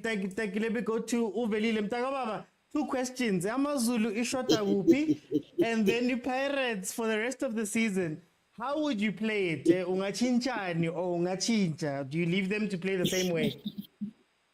Ngizwa ukuthi uvela ukuhleka wathi komedi ikhathele.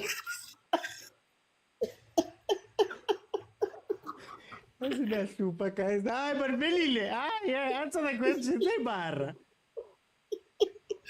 Oh, man,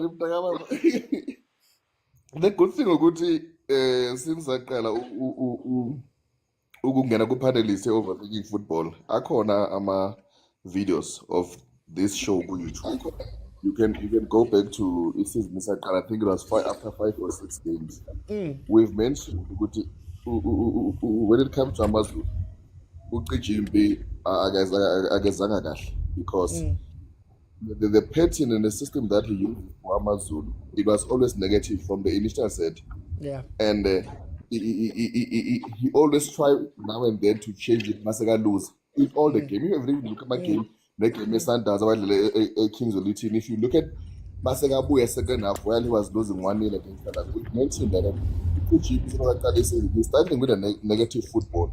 And I agree on it because Mabatwala those opportunities, they look promising, but you can count chances about 20 whereby they go directly on target. They are few.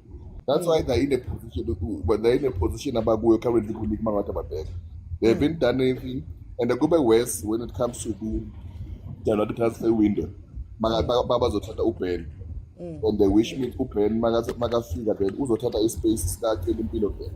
Of which it is a totally different player from Upen because at least he's more of he's defensive, but he's also more of an attacking player. And also if you look at from his days at he makes some as a team player. I don't know what was the reason. Can I just Friction? Can you just mute there? Yeah, Friction. Can you just mute your mic there? I think there was just a bit of Okay, so yes, sayingconywana manje. Yeah, sengconan. Yes. So because you look at his system, even in the first game in Nedbank Cup, he was playing more with three central defense, of which Mobile Phyllis no Ram, and the Palm Kwake Gunopen. So which on the left to hand him up, of which is the defense, the left back, and then the Gumbajo on the right hand side. Now and then he tries to change the schemes whereby it scores a negative. There are few games whereby he started like positively and wanted to attack Ama team from the start of where it goes. Since you can go back and look at Ama game also. He's always been started like that being negative. I'm not sure why he's afraid to play from the Sasuga actually game. So personally for me he has not any change to Amazulu. Boarding players we can, even though we cannot say are not the best players, but some but they are as maybe if it was a local coach, maybe for a foreign coach, it is going to be a bit difficult because when you bring in a foreign coach, especially European, you have to make sure the squad, the quality of the squad on now, at least average at 70%, then you can be able to compete. But Mazoka, like from scratch, with the players, some of them, they were not even regular players from their previous teams, then it becomes a problem. We must find Ukalaje from Guzibem Tarabab. And then coming to Pirates, yeah. No, to Pirates, it's I think to echo my comment about Chile, it's one of the season of which, and I can say, I think it was bad for all the teams in terms of refereeing because 40 to 50% of the decision in a game they were determined by referees this season, and of which they've costed other big teams so hard in terms of results. And if you look at Ama game of which they went against the Pirates, particularly Zephlung, because maybe now we say yes on the in terms of point. But the good thing about it, the coach remained so professional. He was not that type of a coach whereby who's with a negative influence on the attitude that will influence the players on the pitch. And because once you lose that focus on the pitch as players and start to be emotional, that's where you lose it most as cardinals thing. So, but I think so far Pirates this season. You just coach and the results. Lawang am favor. Amany of which we saw ourselves with it here. Pirates are supposed to win some of the games, but and also the squad rotations is kind of like it's not enough. We cannot claim so much him about Usaling, of which Motaung CAF position just become more dominant as Kaizer. And at that time now, and then you have to move on the left, of which was coming right with last season. It also affected Uhoto, and then Uhoto whereby you have to move him go left back, imagine to accommodate them. But not to say he's a bad player, no. When he comes, we know what he's good when it comes to pace, and he will put one of those crosses that will be dangerous into the ball. It's not a bad player at all. Yes, the issue good maybe last season. I mean, I still think good maybe there was an offer.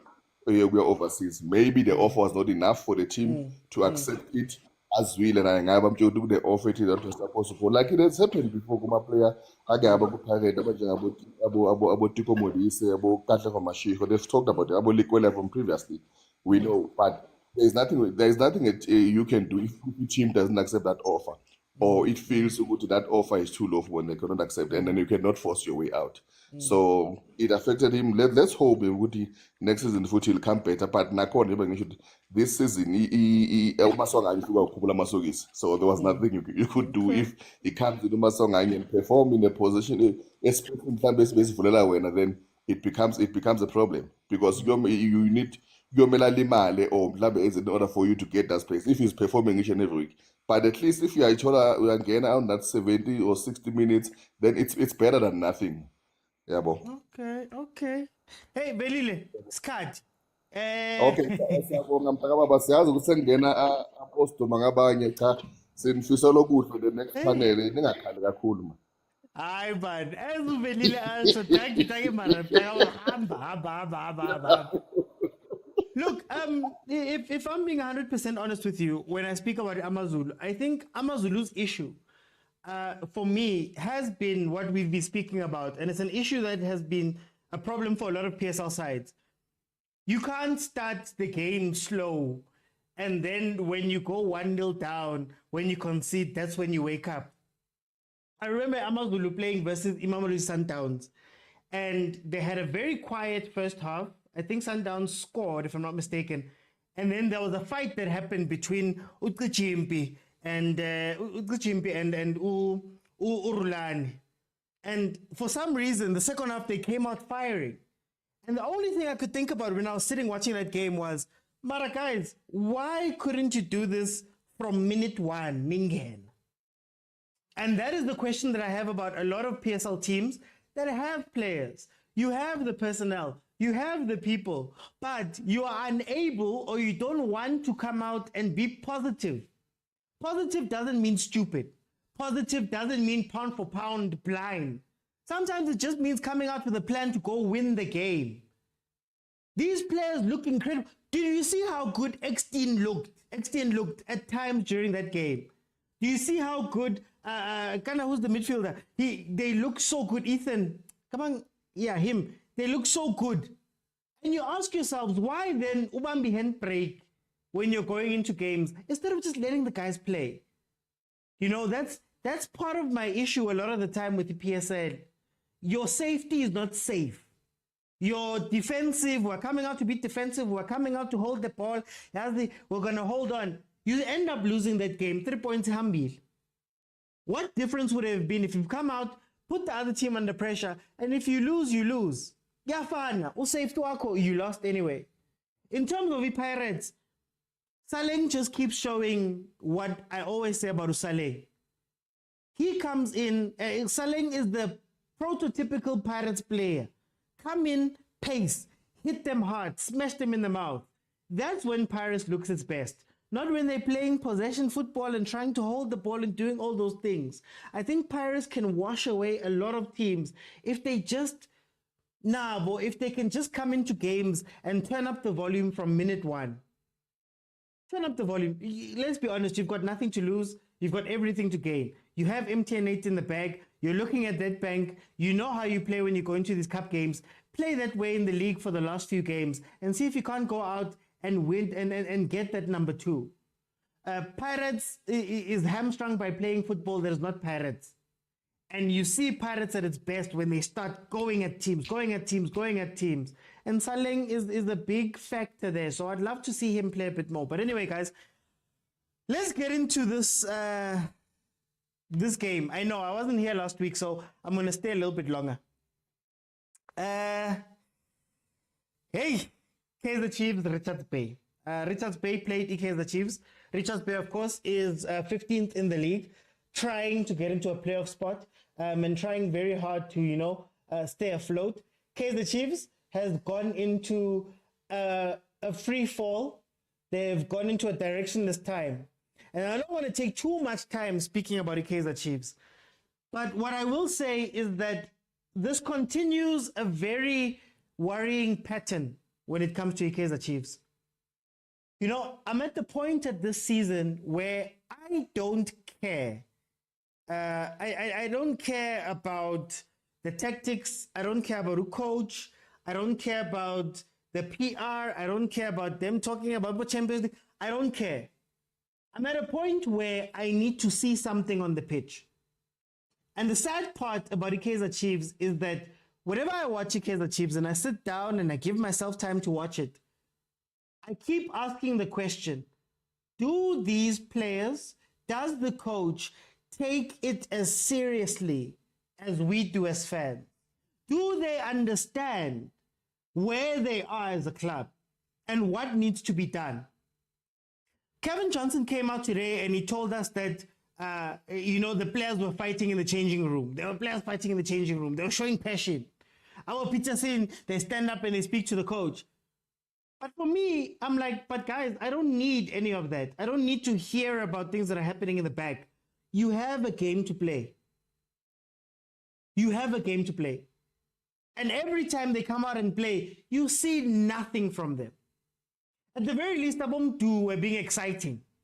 At the very least, I'll give Umtu credit that, he came up and he was like, I need to play, I need to dribble some people, I need to be some sort of live wire, at least smile. But for the rest of that team, guys, I've been asking the same question for the whole season. What is Chiefs' style of play? When Chiefs steps onto the pitch, how do we score? How do we defend? What is the point of some of the personnel that is on that pitch? You play Mtetwa and Stebe next to each other. Fine, great. What happens to the rest of the people? What is Modi's role at Kaizer Chiefs? Umodi, what is Modi's role? Usaile Steamazi. Saile is a last 15 minutes player who comes in when the game is broken down and he doesn't necessarily have to think. Now to please. Outside of just running up and down, what coaching is happening at Kaizer Chiefs? What coaching? I'll give you a prime example. The goal that Richard Bay scores. There's zone now. There's 4 defenders, 5 defenders, five guys standing, not marking anyone. 5 defenders, and you get beaten at the near post. Person runs in, drags somebody to the near post. Everybody watches them run and they score. So when you talk about the coaching in that situation, even in the zone, I own a zone. Whoever comes into there, I have to look after. So then now, again, you ask the question, what happens at Kaizer Chiefs every single day? What tactical work is done? Are there video sessions? Are there times where players, they sit them down and they say, yeah, Yazuena, Patrice, you did 1, 2, and 3 wrong. Let's figure out how to make it work. What's the tactic? He's got the ball, one. Everybody's ran away from him. So now Umdu has to beat 3-4 players in order to get a shot away. No one to support, for example. I think I am tired of the excuses and everything everybody's been saying. You can tell that all of those players have checked out. All of the coaches have checked out. They are just honoring fixtures at this point. It's just to honor the fixture, we have to go play. Agna plan, they've got nothing. They've got nothing. Yeah, now Kevin Johnson, the players, there's nothing left there. Now they're just playing for no reason. Even if the tactics are wrong, even if everything else is wrong, my issue is, as a player, forget about as a Chiefs player, as a player on the pitch who has been embarrassed for 5 games in a row, for a whole season you've been embarrassed, people have been fired, hey, it's been lit. At what point do you wake up for yourself and have some pride and say, Yazin, I'm going to run a bit more. I'm going to show that there's life. There's no life in that team. There's no life. Forget about tactics. They can tell us all about in the back room, they were fighting. Yeah, Law said this, at the Jimin Bayenza saw. They can come to press conferences and give us all nice words. They can tell us about Champions Leagues. At the end of the day, we see what we see on the pitch. We see what we see. And if not for Kaizer Chiefs, I plead, if not for Kaizer Chiefs, do it for yourself. Msimango, you were a bafana player. At the very least for yourself, man. Find it in yourself to be better for you. Forget the team, forget the tactics. Dalan. Mtetwa, he just left the team that won the Carling Cup. He was one of the big players that everybody loved. Mtetwa, play for you then. Show some life for you. Forget about the team. Do something, a grounding. But anyway, I don't want to take too much time because I've already gone over. Guys, we are going into a Kaizer Chiefs chat. The match that was played versus Richards Bay. I'm gonna, if you are in the panel, please, we're speaking about Kaizer Chiefs. And guys, I have gone over. So I ask, keep your thoughts short. I will come back, but can we please try keep them short? So I'm gonna open up now. Remember, if you want to join the panel, you have to be following me in order to be able to jump in.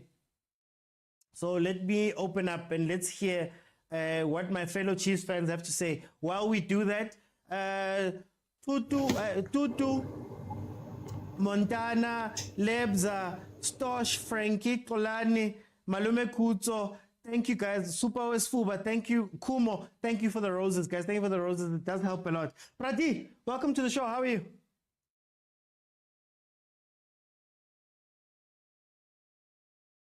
Prati, can you hear me? Okay, we'll come back to Prati. Tebza, are you with me? Yeah, I'm with you. Tebza, first thing I'm going to ask you, what did you think of the game that was played by Richards Bay and Kaizer Chiefs? That game, man, was I saw a lot of errors tactically and technically. It was a lot of errors. You know, when you look at the game is on, then you come back and watch football more, you get frustrated because you see a lot of immature errors. You understand? You look at Kaizer Chiefs, they're on a transition. You have to sprint with the ball, play quick football. They slow the game down. It's 3v3. Why take on those players? You understand? So that's what I saw. It was frustrating to watch. It was very frustrating to watch. And you ask yourself, as a player, as you said, we are pitching. There's a huge amount of space in front of you. You don't run into it. You don't carry the ball. Less space is allowed to ball. But then you instead you're looking to pass. Again, the coach because that thing didn't happen only once. Yeah. Many times, we have to break quickly. The game gets slowed down. Why? Why? You understand? It was so many things still longer day and then in OT. I've always been saying this. Why are we playing those old players that have not been giving us anything? Why? You understand? Let's let these young boys play. You understand? Play Solomon's Ngobo, Msimango, Mashiani, Zwane, Ngobo, again Mohari, Vilakazi, Mdu, and Duba. Even if they lose, play them again next game. Even if they lose, play them again until the season ends, so that they can get used to playing. So that they can get used to each other. They can gel. Maybe they can give us something going into next season. There's no use. There's no use playing with these guys. Now, and I have a very good reason now. They must just release them all. Coach, they must just restructure and leave these young boys. These young boys, they still have to prove themselves. Kaizer Chiefs, because I still feel they haven't been given enough time. Understand? Those ones are young. We cannot say anything. But those old guys, they've played wherever they come from. They came to Chiefs, they still played. They don't deliver. So they must just leave with the coach, get someone else there to coach these boys.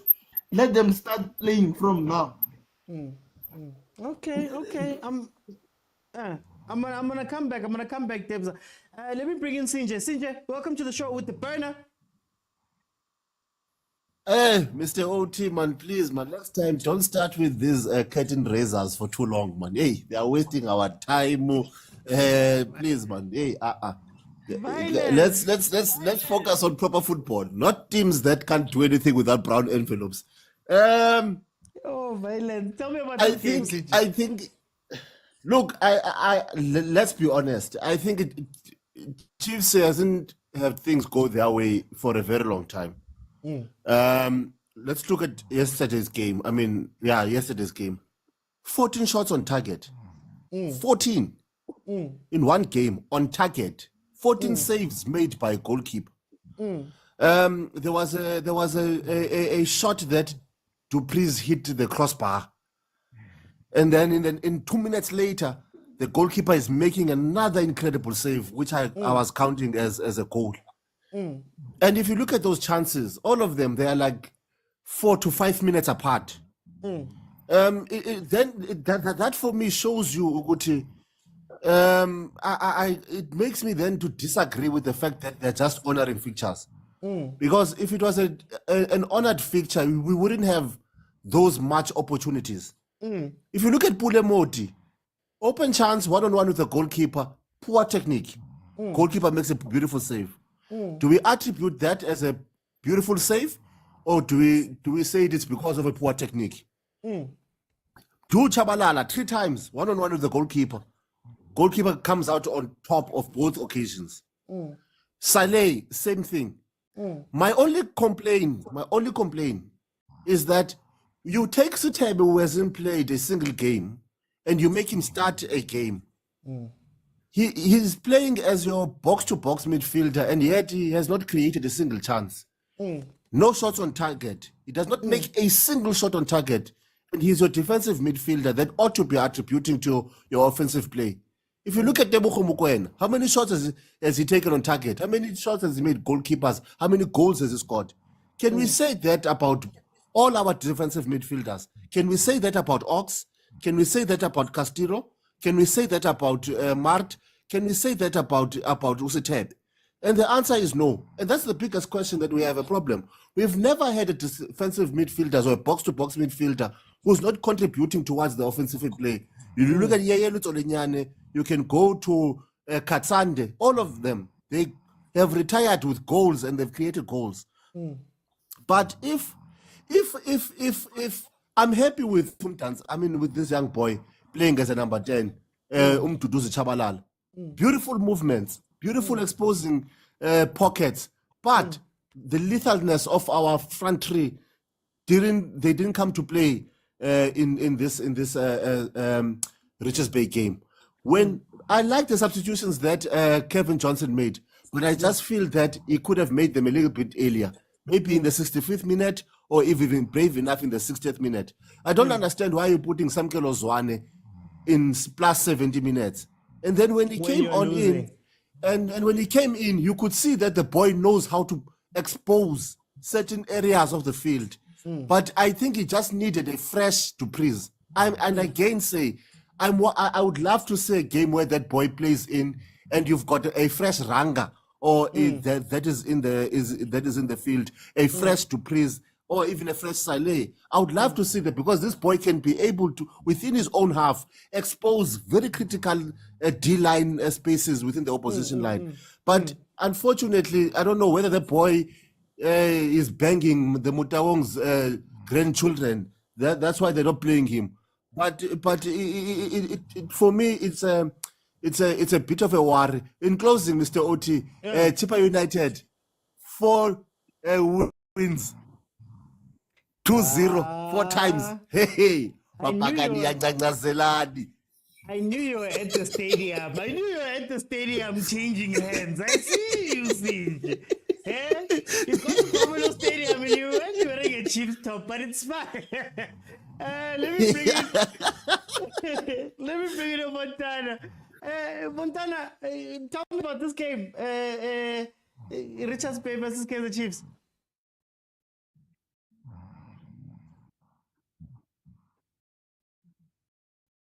Montana, are you with me? Okay, for time's sake, we'll move on. Fundo. Oh, there we go. Ndiyaniibhotisa madoda kwakhona. Hey, Mr. OT, yakwethu bendingabaweli muthetha nge-tactic nge-match yayizolo kakhulu, because sizawuthetha into enye, because i-Chiefs, I think if they can stop outside noise, i-management ivale nje ivolume, ivale ivolume phaa kwi-outside like i-fence thina, because if you remember, we wanted Gavin Hunt, and we got to Gavin Hunt, we chased him away. There was Zwane, the fans wanted Zwane. When we lose, we chased him away. Now it's Kevin Johnson. Some some of the fans were happy with Kevin Johnson. Now they are chasing him away. We wanted most of these players that Kaizer Chiefs signed. They were referred by fans, by us fans. Now we are blaming these players that they are cows and what and whatnot. I think the management should stop hearing the noise. I will make a good example, Mokwena, Mr. OT. If you look at Arsenal, Yeah. they were not doing great because as a team, it's good that you go to other clubs that has walked your route and you learn from them. I remember Arsenal, when Arsene Wenger left there, they hired Emery. Emery had a plan, but it didn't last. They fired him, and that team was a mess. There was a time even Aubameyang, who was the captain, he came late at training. There was a chaos. They didn't qualify for Champions League about for 6 years, for 5 years, something there. Then came Arteta with a plan. They stopped the outside noise. He chased away Ozil was one of the best players Arsenal had at that time. He chased him away. Aubameyang, gone. Lacazette, gone. Ganduzi, gone. All those players that had influence, and he brought his own players. And the management gave him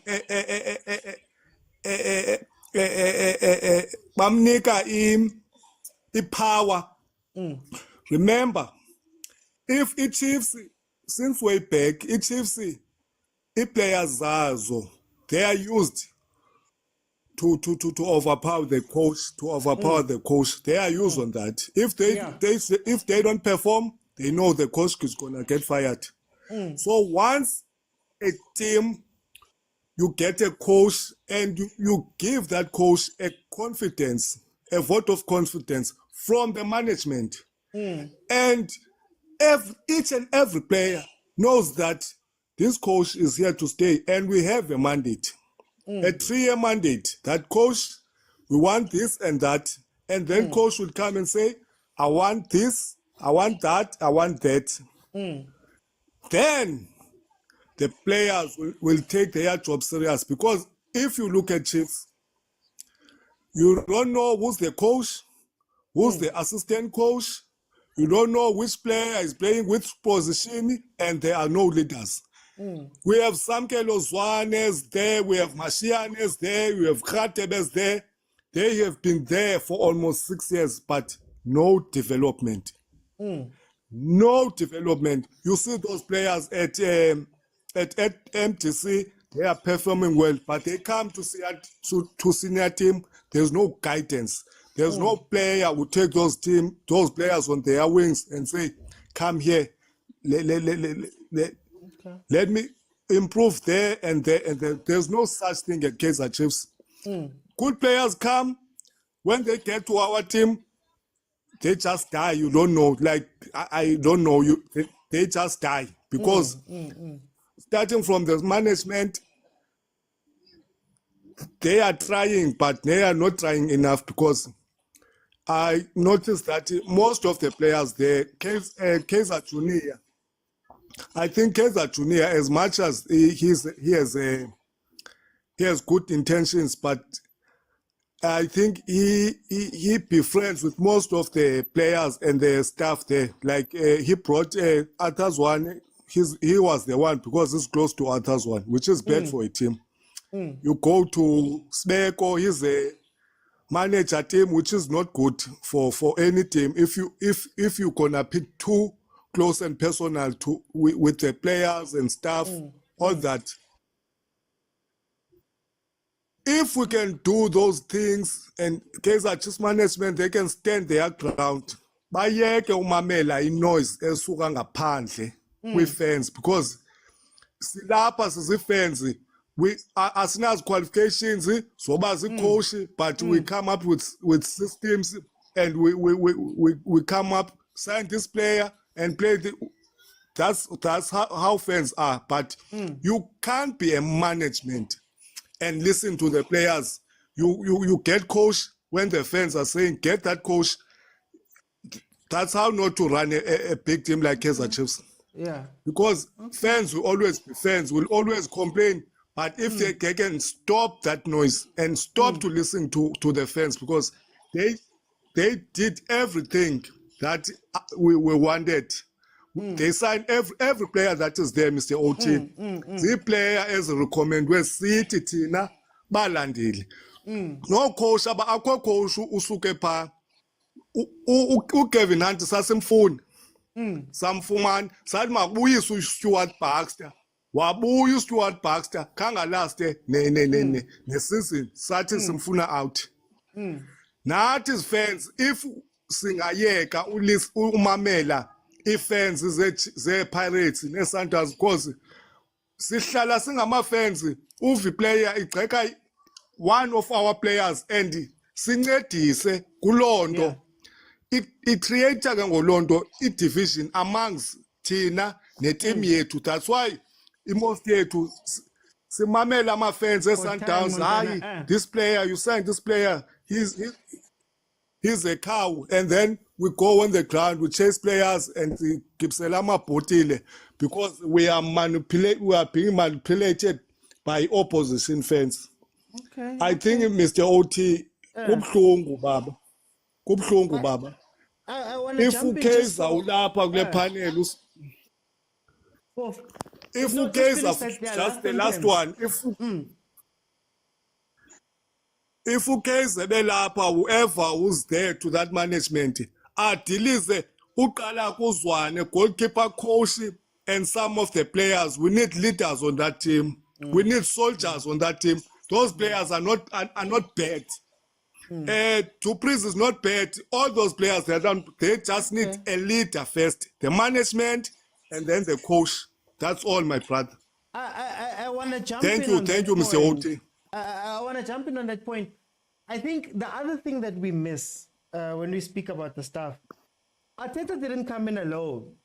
So even at management level, Arsenal made executive changes. So Raul Sanelli got moved out. He was the technical director. Edu came in. They brought in Richard Garlick. They brought in Richard Garlick, who came in from the EPL head offices. He's now the guy who does the contracts. Our chief executive was moved on to bring in, I'm forgetting his name, the Indian guy, but I'm forgetting his name.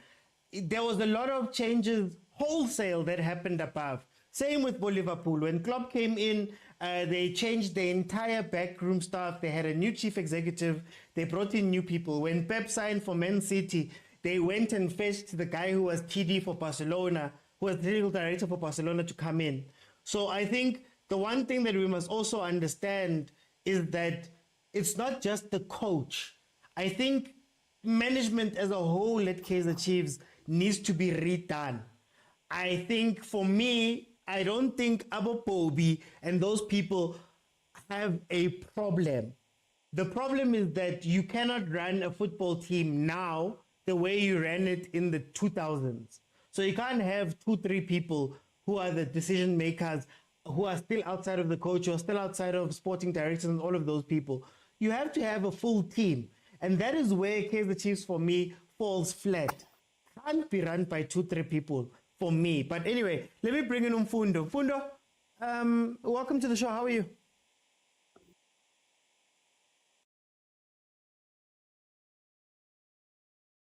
Hey, Umfundo. Okay, let me go to Malums. Malums, welcome to the show. How are you?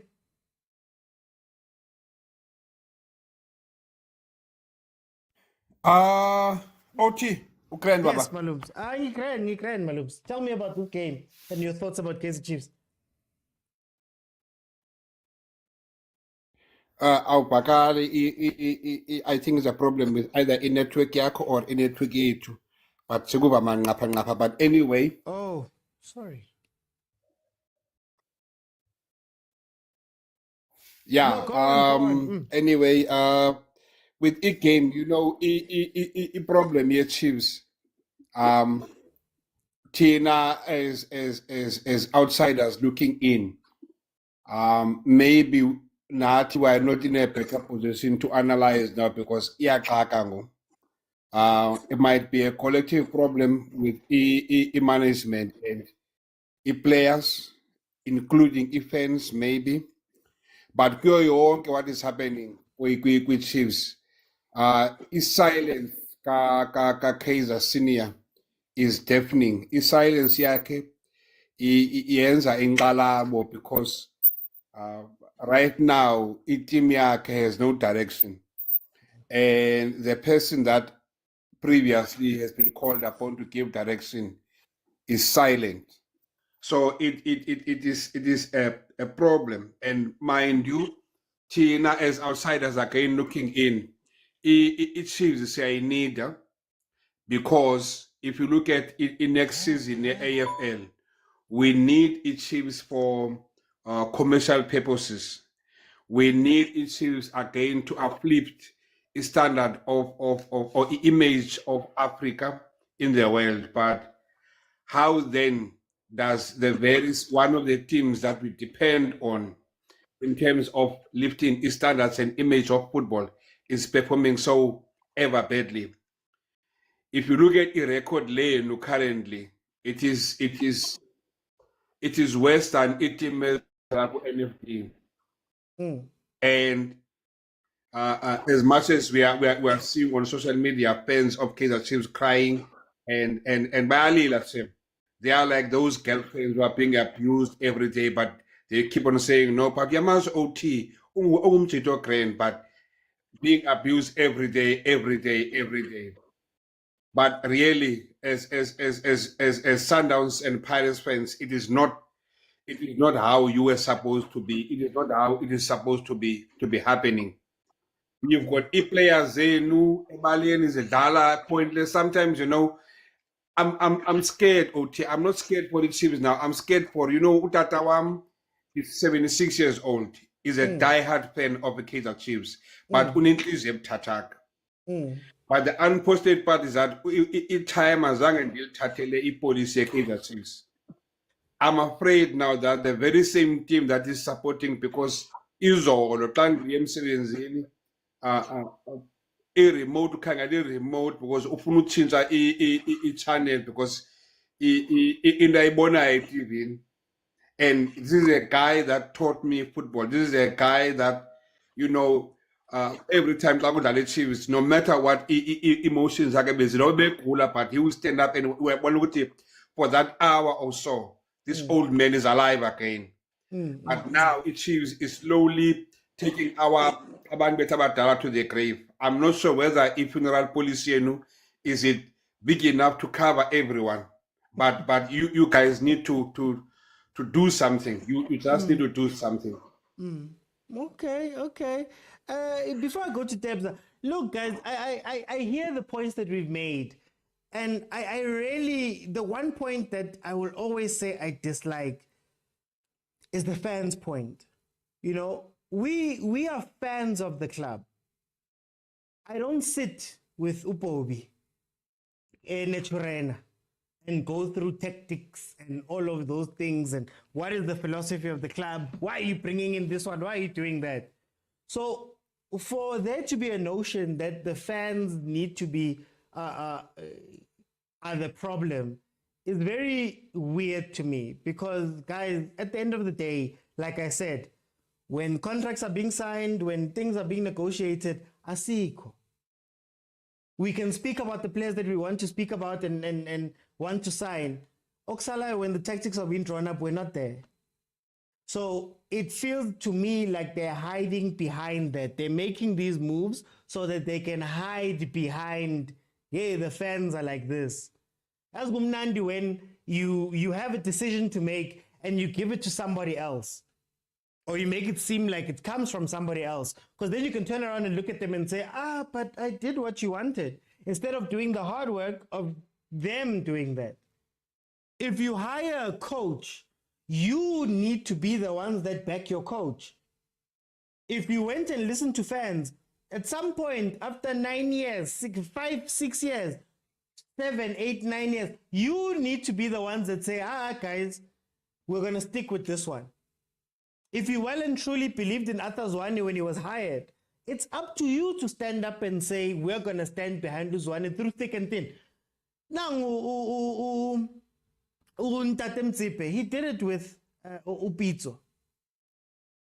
The fans made noises. The team, when Pitso came in, was almost relegated. Following season, he wins the league. He fought and he said, okay, guys, this is my man that I've hired. Manje laba abanye who will turn around and say it's us who are the issue. Don't sign my favorite players. We want to win. No Chiefs fan will complain if they're winning. Go out and pick whichever coach. Over the Pirates, Rivero was a plumber. He's winning. Oh, he's won trophies. Do you hear many complaints from them? No. Guys, let me see. Ooh, I'm gonna be very tight. Debza, I need a minute. Literally a minute. Where do we go from here? All right. Yeah, no. A minute of about where do we go from here, Kaizer Chiefs? It's never enough. but I'll try to be brief, man. Look, as I've said, now I'm gonna stick with what I've said, OT, and I believe in that. You understand?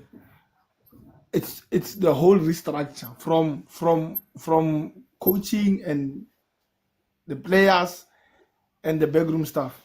When you bring a coach or material so that he doesn't have to blame anyone.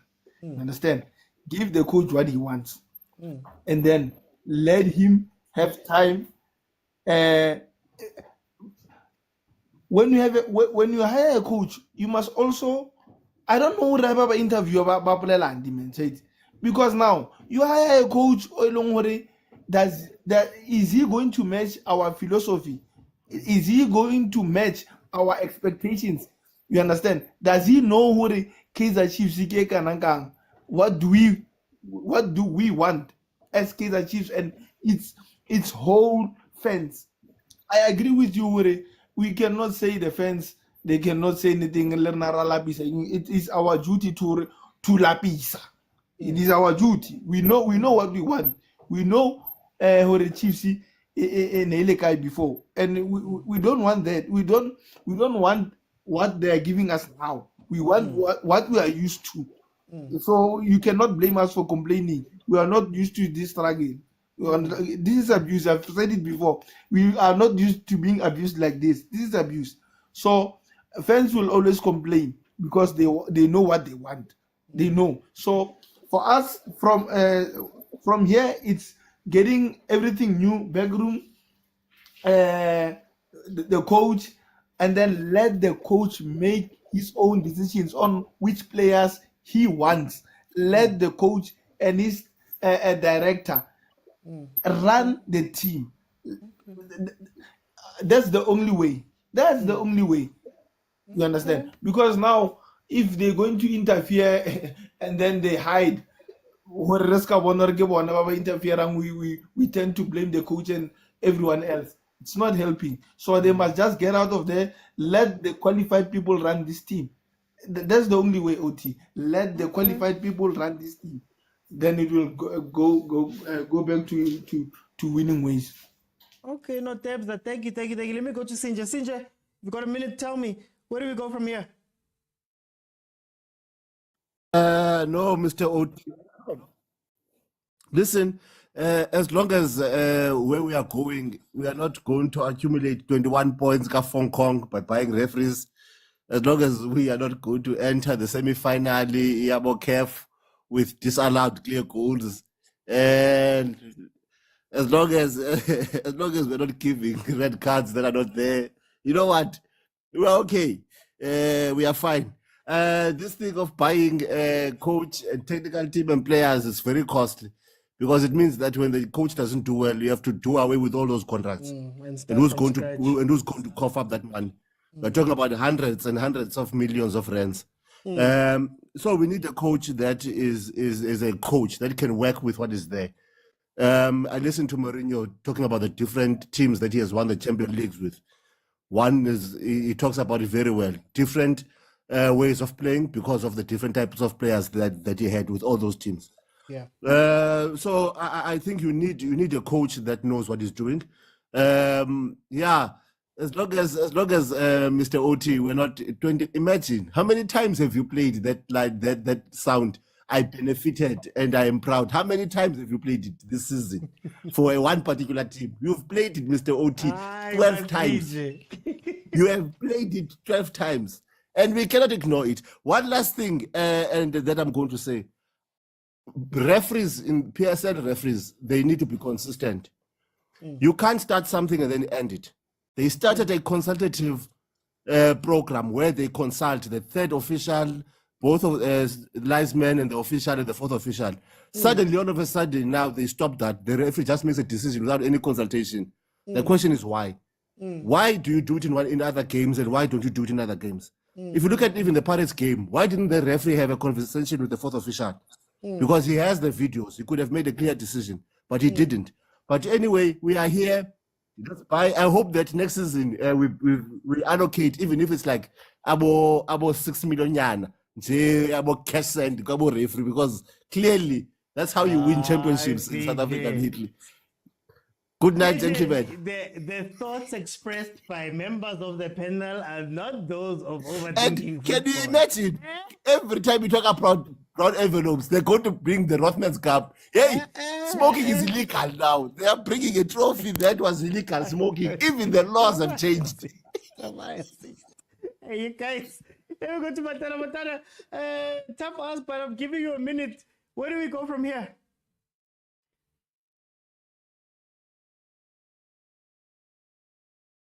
Oh, akase kumatana. Mfundo.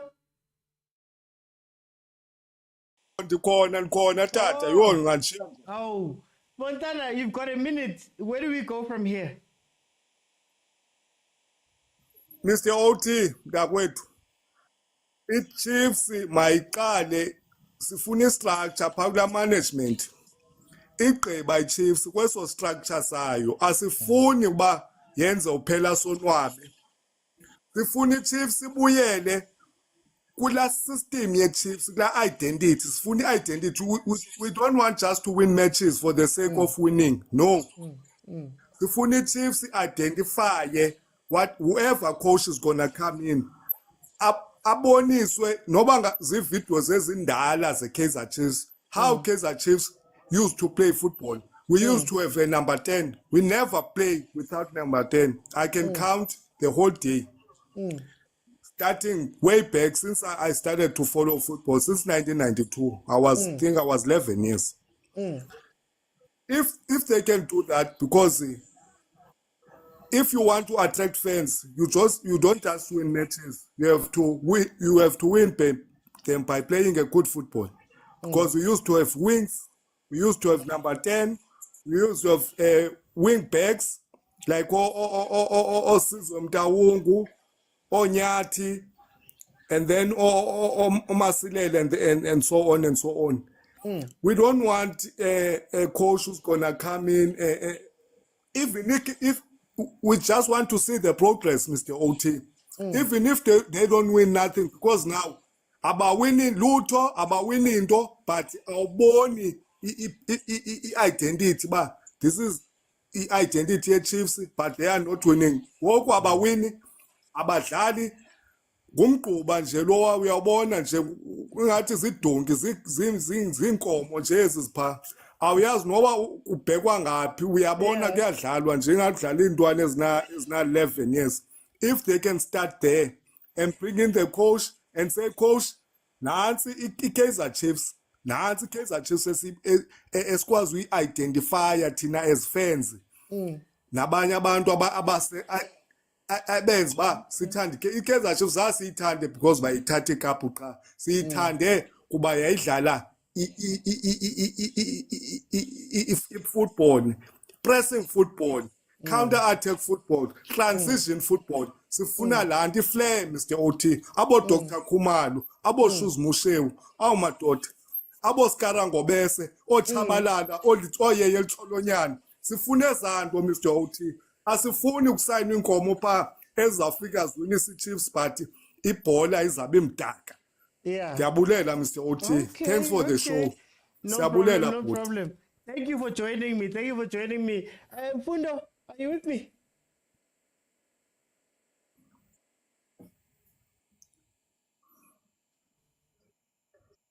I think Fundo's not there. Okay, guys. Look, this is all I'm gonna say. And the problem that Chiefs are big. I think it's a structural problem. I think it's a problem with upgrading. They need to upgrade. But more than anything, I feel like it's an attitude problem. And I remember saying this when Dr. Kaizer Senior, when he did his interview with BBK, speaking about it felt as though he was dejected. He had let go. When you hear them speak, they feel like they've let go. When you watch them play, it feels like they let go. I'm just at a point where I don't care that you don't have the right players. I don't care that the attitude is like, I don't care. I don't care about 9 years and having to go into transfer windows.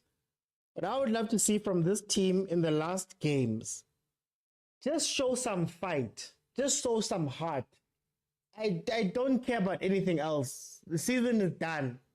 Can they at least show some commitment towards the last few games? The most irritating thing about Kaizer Chiefs is that you'll watch the players on the pitch and you'll just watch them. The goal goes in and their heads go down. The goal goes in and they don't care. Hey, got Jokiwa, they're laughing.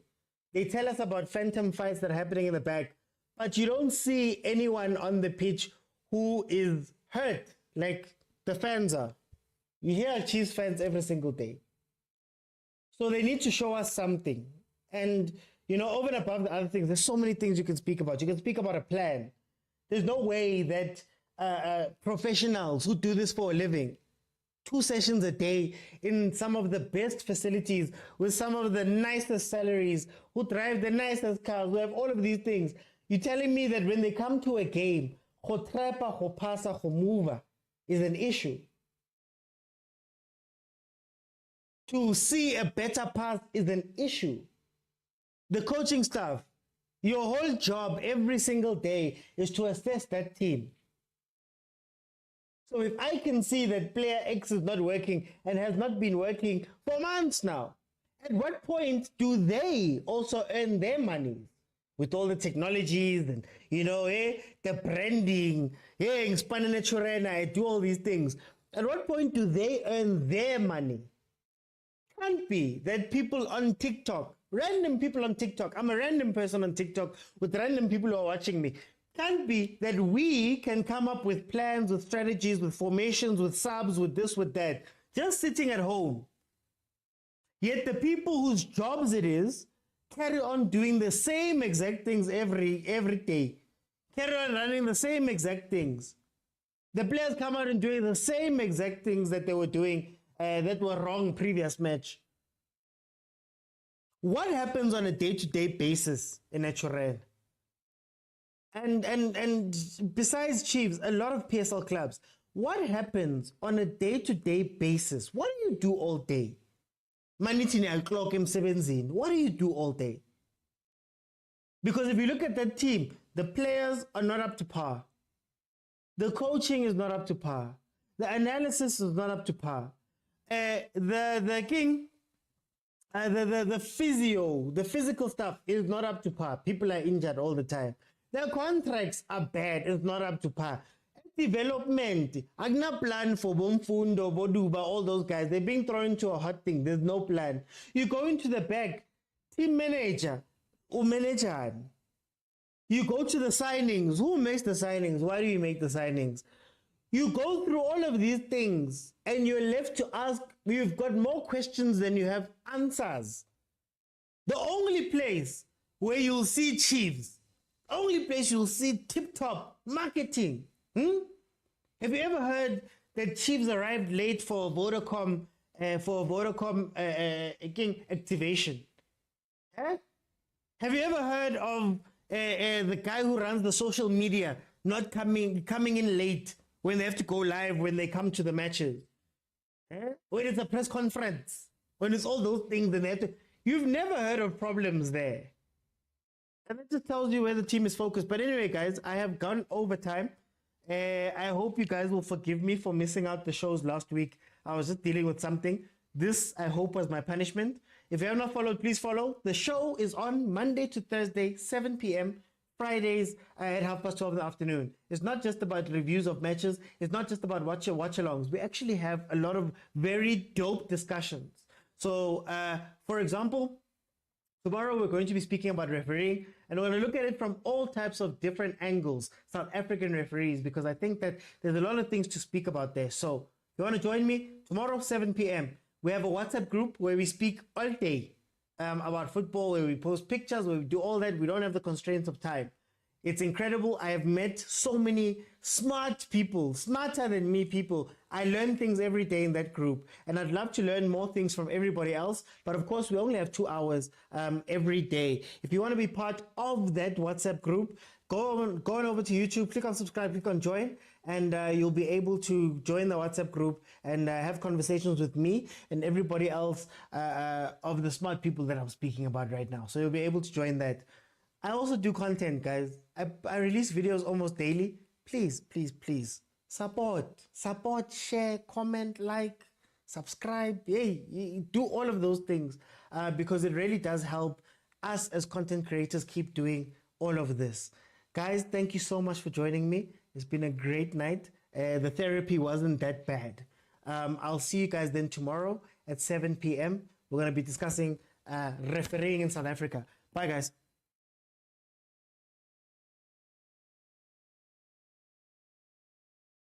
The Sundowns play. Sundowns plays every day. Fine. Referees Wednesday. Tomorrow we'll do the watch along of Sundowns. Ay, Mara, Sundowns. Ay, man.